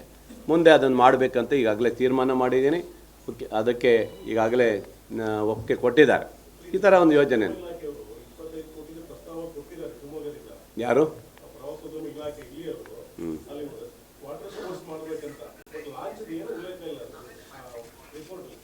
ಅಲ್ಲ, ನಾವು ಪ್ರೈವೇಟರಿಗೂ ಕೊಡ್ಲಿಕ್ಕೆ ತಯಾರಿದ್ದೀವಿ. ಈಗ ಯಾರಾದ್ರು ಪ್ರೈವೇಟ್ನರ್ ಬಂದರೂ ಅವರಿಗೂ ಸಹ ಕೊಡ್ತೀವಿ ನಾವು. ಒಳ್ಳೆ ರೀತಿಯಲ್ಲಿ ಮಾಡುವಂಥದ್ದು ಯಾರೇ ಒಳ್ಳೆ ಕ್ವಾಲಿಟಿಯರು ಯಾರು ಬಂದರೆ ಪ್ರೈವೇಟ್ನರಿಗೂ ನಾವು ಕೊಡ್ತೀವಿ. ನಾವು ಅದಕ್ಕೆ ಏನು ಸೇರ್ಸ್ ಇದೆ ಅದು ನಮ್ಮದಿಷ್ಟು ಅವ್ರದ್ದಿಷ್ಟು ಇರುತ್ತೆ ಸೇರ್ಸು, ಅದ್ರ ಲೆಕ್ಕದಲ್ಲಿ ಕೊಡೋಕ್ಕೂ ತಯಾರಿದ್ದೀವಿ. ಪ್ರೈವೇಟರಿಗೂ ಆಹ್ವಾನ ಮಾಡ್ತೀವಿ ನಾವು. ಯಾರು ಒಳ್ಳೊಳ್ಳೆ ಕವಿರೇ ಇದ್ದಾರಂತೆ, ಯಾರು ಬಂದರೂ ಅವರಿಗೂ ಕೊಡ್ತೀವಿ. ಒಟ್ಟಿನಲ್ಲಿ ಟೂರಿಸ್ಟ್ ಬಂದವರಿಗೆ ಒಳ್ಳೆಯ ರೀತಿಯಲ್ಲಿ ಈ ಮುರುಡೇಶ್ವರದಲ್ಲೆಲ್ಲ ಮಾಡ್ತಾರಲ್ಲ ಆ ಥರ ಚೆಂದಾಗಿ ಆಗಬೇಕು ಅನ್ನೋ ಉದ್ದೇಶ. ಒಂದು ಆ ಕಡೆ ಜೋಗನ ಹೋಗಿರಬೇಕು, ಜೋಗದಿಂದ ಬಂದವರು ಇಲ್ಲಿಗೂ ಬರಬೇಕು, ಆ ರೀತಿ ಮಾಡಲಿಕ್ಕೆ. ಮಲೆನಾಡ ಹೆಬ್ಬಾಗಿಲು ಶಿವಮೊಗ್ಗದಲ್ಲಿ ಭಾರೀ ಚರ್ಚೆಗೆ ಹಾಗೂ ವಿರೋಧಕ್ಕೆ ಕಾರಣವಾಗಿದ್ದ ಶರಾವತಿ ಪಂಪ್ಡ್ ಸ್ಟೋರೇಜ್ ಯೋಜನೆಯು ಮತ್ತೆ ಮುನ್ನೆಲೆಗೆ ಬಂದಿದೆ. ಈ ಕುರಿತು ಮಾತನಾಡಿದ ಸಾಗರ ವಿಧಾನಸಭಾ ಕ್ಷೇತ್ರದ ಶಾಸಕ ಗೋಪಾಲಕೃಷ್ಣ ಬೇಳೂರು, ಶರಾವತಿ ಪಂಪ್ಡ್ ಸ್ಟೋರೇಜ್ ಯೋಜನೆಯಿಂದ ರಾಜ್ಯಕ್ಕೆ 2,000 ಹೆಚ್ಚು ಮೆಗಾವ್ಯಾಟ್ ಕರೆಂಟ್ ಉತ್ಪಾದಿಸಬಹುದು. ಇದರಿಂದ ರೈತರ ಜಮೀನಿಗೆ ಹೆಚ್ಚು ಹಾನಿಯಾಗುವುದಿಲ್ಲ. ಭೂಮಿ ನೀಡಿದ ರೈತರಿಗೆ ಸರ್ಕಾರಿ ಉದ್ಯೋಗ ನೀಡಲಾಗುವುದು ಎಂದು ಶಾಸಕರು ಮಾತನಾಡಿದರು. ಇನ್ನು ಈ ಯೋಜನೆಗೆ ಅನೇಕ ಪರಿಸರವಾದಿಗಳು ವಿರೋಧ ವ್ಯಕ್ತಪಡಿಸುತ್ತಿದ್ದು, ಪರಿಸರಕ್ಕೆ ಯಾವುದೇ ರೀತಿಯ ಹೆಚ್ಚಿನ ಹಾನಿಯಾಗಲ್ಲ ಎಂದು ಹೇಳಿದರು.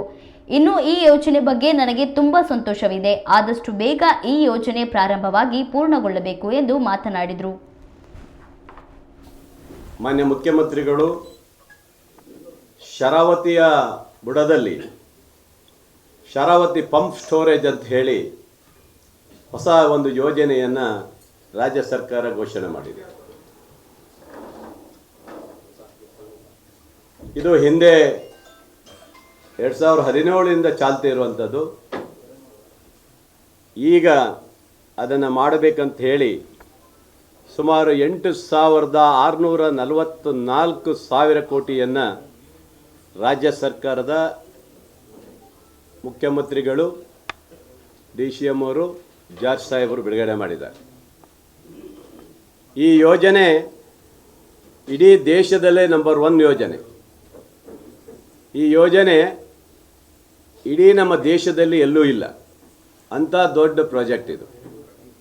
ಇದು ನಮ್ಮ ಶರಾವತಿ ಡ್ಯಾಮಲ್ಲಿ 1,500 ಮೆಗಾವಾಟ್ ಇದಾದರೆ ಇದರಿಂದ 2,000 ಮೆಗಾವಾಟನ್ನು ತಗೊಳ್ಳಿಕ್ಕೆ ಅವಕಾಶ ಇದೆ ಇವತ್ತು. ಇದರಲ್ಲಿ ತಲಕಳೆದ ಅಣೆಕಟ್ಟಿಂದ ಹಿಡಿದು ಗೇರ್ಸಪ್ಪದ ಅಣೆಕಟ್ಟು ಇವೆರಡೂಗಳು ತಗೊಂಡು ಎಲ್ಲ 2 ಅಣೆಕಟ್ಟುಗಳ ಮೂಲಕ ಇವತ್ತು ಈ ಪಂಪ್ ಸ್ಟೋರೇಜು ಇವತ್ತು ಕಾರ್ಯಗತ ಆಗಲಿಕ್ಕೆ ಈಗಾಗಲೇ ಕೇಂದ್ರದಿಂದಲೂ ಸಹ ಅಪ್ರೂವಲ್ ಆಗಿದೆ. ಇದು ಯಾಕಂತ ಹೇಳಿದ್ರೆ ಈಗ ಡ್ಯಾಮ್ ಕಟ್ಟೋಕ್ಕಾಗಲ್ಲ. ಡ್ಯಾಮ್ಗಳನ್ನು ಕಟ್ಟಲಿಕ್ಕೆ ಭಾಳ ಕಷ್ಟ ಇದೆ. ಇನ್ನು ಭಾಳ ವರ್ಷದಿಂದ ಯಾರೂ ಈಗ ಡ್ಯಾಮ್ ಕಟ್ಟಲಿಕ್ಕೆ ನಮ್ಗೆ ಆಗ್ತಾ ಇಲ್ಲ. ಈಗ ಈ ರೀತಿಯ ಪಂಪ್ ಸ್ಟೋರೇಜನ್ನು ಮಾಡಿ ಶೇಖರಣೆ ಮಾಡಿ ವಿದ್ಯುತ್ತನ್ನು ಜನರಿಗೆ ಕೊಡುವಂಥದ್ದು ಭಾಳ ವಿಶೇಷವಾಗಿ ಇದು ಅತ್ಯಂತ ಯಶಸ್ವಿ ಕಾರ್ಯಕ್ರಮ ಅಂತ ನಾವು ತಿಳ್ಕೊಂಡಿದ್ದೀವಿ. ಮುಂದಿನ ಜನ್ರೇಷನಿಗೆ ಈಗ ಕರೆಂಟಿನ ಅಭಾವ ಭಾಳ ಇದೆ. ಇವತ್ತು ಮುಂದೆ ಜನಸಂಖ್ಯೆ ಈಗ ಇರುವಂಥ 6.7 ಕೋಟಿ ಜನಸಂಖ್ಯೆ ಮುಂದೆ ಇನ್ನೂ ಜಾಸ್ತಿ ಹೋಗ್ತಾನೆ ಇರುತ್ತೆ. ಅಂಥ ಜನಸಂಖ್ಯೆಗೆ ಹಿಂದೆ ಯಡಿಯೂರಪ್ಪನವರು ಇದ್ದಂಥ ಕಾಲದಲ್ಲಿ ಎಲ್ಲೋ ಬೇರೆ ಕಡೆ ರಾಜ್ಯದಿಂದ ವಿದ್ಯುತ್ತನ್ನು ನಾವು ಖರೀದಿ ಮಾಡಿ ಕೊಡುವಂಥ ಪರಿಸ್ಥಿತಿ ಬಂದಿತ್ತು. ಇವತ್ತು ಕಲ್ಲಿದ್ದಲು ಸಿಗೋದು ಕಷ್ಟ ಇದೆ. ಅಂಥದ್ರಲ್ಲಿ ಇವತ್ತು ಈ ಯೋಜನೆಯನ್ನು ಬೃಹತ್ ಮಟ್ಟದ 8,644 ಕೋಟಿಯ ಈ ಮೊತ್ತದಲ್ಲಿ ಇವತ್ತು ಒಂದು ಯೋಜನೆ ಜಾರಿಯಾಗುತ್ತೆ. ಅದರ ಕಂಪ್ನಿ ಮೆಗಾ ಇಂಜಿನಿಯರ್ ಕಂಪನಿ ಅಂತ, ಮೆಗಾ ಇಂಜಿನಿಯರ್ ಅವರ ಒಂದು ಕಂಪನಿ ಟೆಂಡರನ್ನು ತೆಗೆದುಕೊಂಡಿದೆ.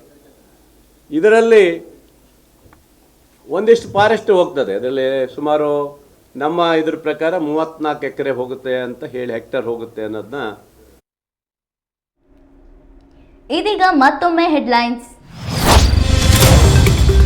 ಸಿಗಂದೂರು ಸೇತುವೆ ಕಾರ್ಯಕ್ರಮದಲ್ಲಿ ಶಿಷ್ಟಾಚಾರ ಉಲ್ಲಂಘಿಸಿದ್ದು ಯಾರು? ರಾಜ್ಯ ಸರ್ಕಾರದ ಆರೋಪಿಗಳಿಗೆ ಸಂಸದ BY ರಾಘವೇಂದ್ರ ಕೌಂಟರ್. ಶರಾವತಿ ಹಿನ್ನೀರಿನ ಜನತೆಗೆ ದ್ರೋಹ ಎಂದು ವಾಗ್ದಾಳಿ. ನಿಮ್ಮಪ್ಪನ ಮನೆಯಿಂದ ದುಡ್ಡು ತಂದಿಲ್ಲ ಎಂಬ ಶಾಸಕ ಬೇಳೂರು ಹೇಳಿಕೆ. ಯಾರು ಯಾರಪ್ಪನ ಮನೆ ದುಡ್ಡು ತಂದು ಹಾಕೋದಿಲ್ಲ. ಇಷ್ಟು ವರ್ಷ ಅಧಿಕಾರ ಇದ್ದ ಕಾಂಗ್ರೆಸ್ ಯಾಕೆ ಮಾಡಲಿಲ್ಲ ಎಂದು ಪ್ರಶ್ನಿಸಿದ ಹಾಲಪ್ಪ. ಸರ್ಕಾರಿ ಗೌರವಗಳೊಂದಿಗೆ ಹುಟ್ಟೂರಿನಲ್ಲಿ ಅಂತ್ಯಕ್ರಿಯೆ. ಒಕ್ಕಲಿಗ ಸಂಪ್ರದಾಯದಂತೆ ಅಂತಿಮ ವಿಧಿವಿಧಾನ. ಮಲ್ಲೇಶ್ವರಂ 11ನೇ ಕ್ರಾಸ್ಗೆ ಬಿ ಸರೋಜಾದೇವಿ ಹೆಸರು ಕುರಿತು ಚರ್ಚೆ ಎಂದ ಸಿಎಂ. ಇದಾಗಿತ್ತು ಈ ಹೊತ್ತಿನ ಸುದ್ದಿ. ಇನ್ನಷ್ಟು ಮಾಹಿತಿಗಾಗಿ ನೋಡ್ತಾ ಇರಿ ಕನ್ನಡ ಮೀಡಿಯಂ 24x7.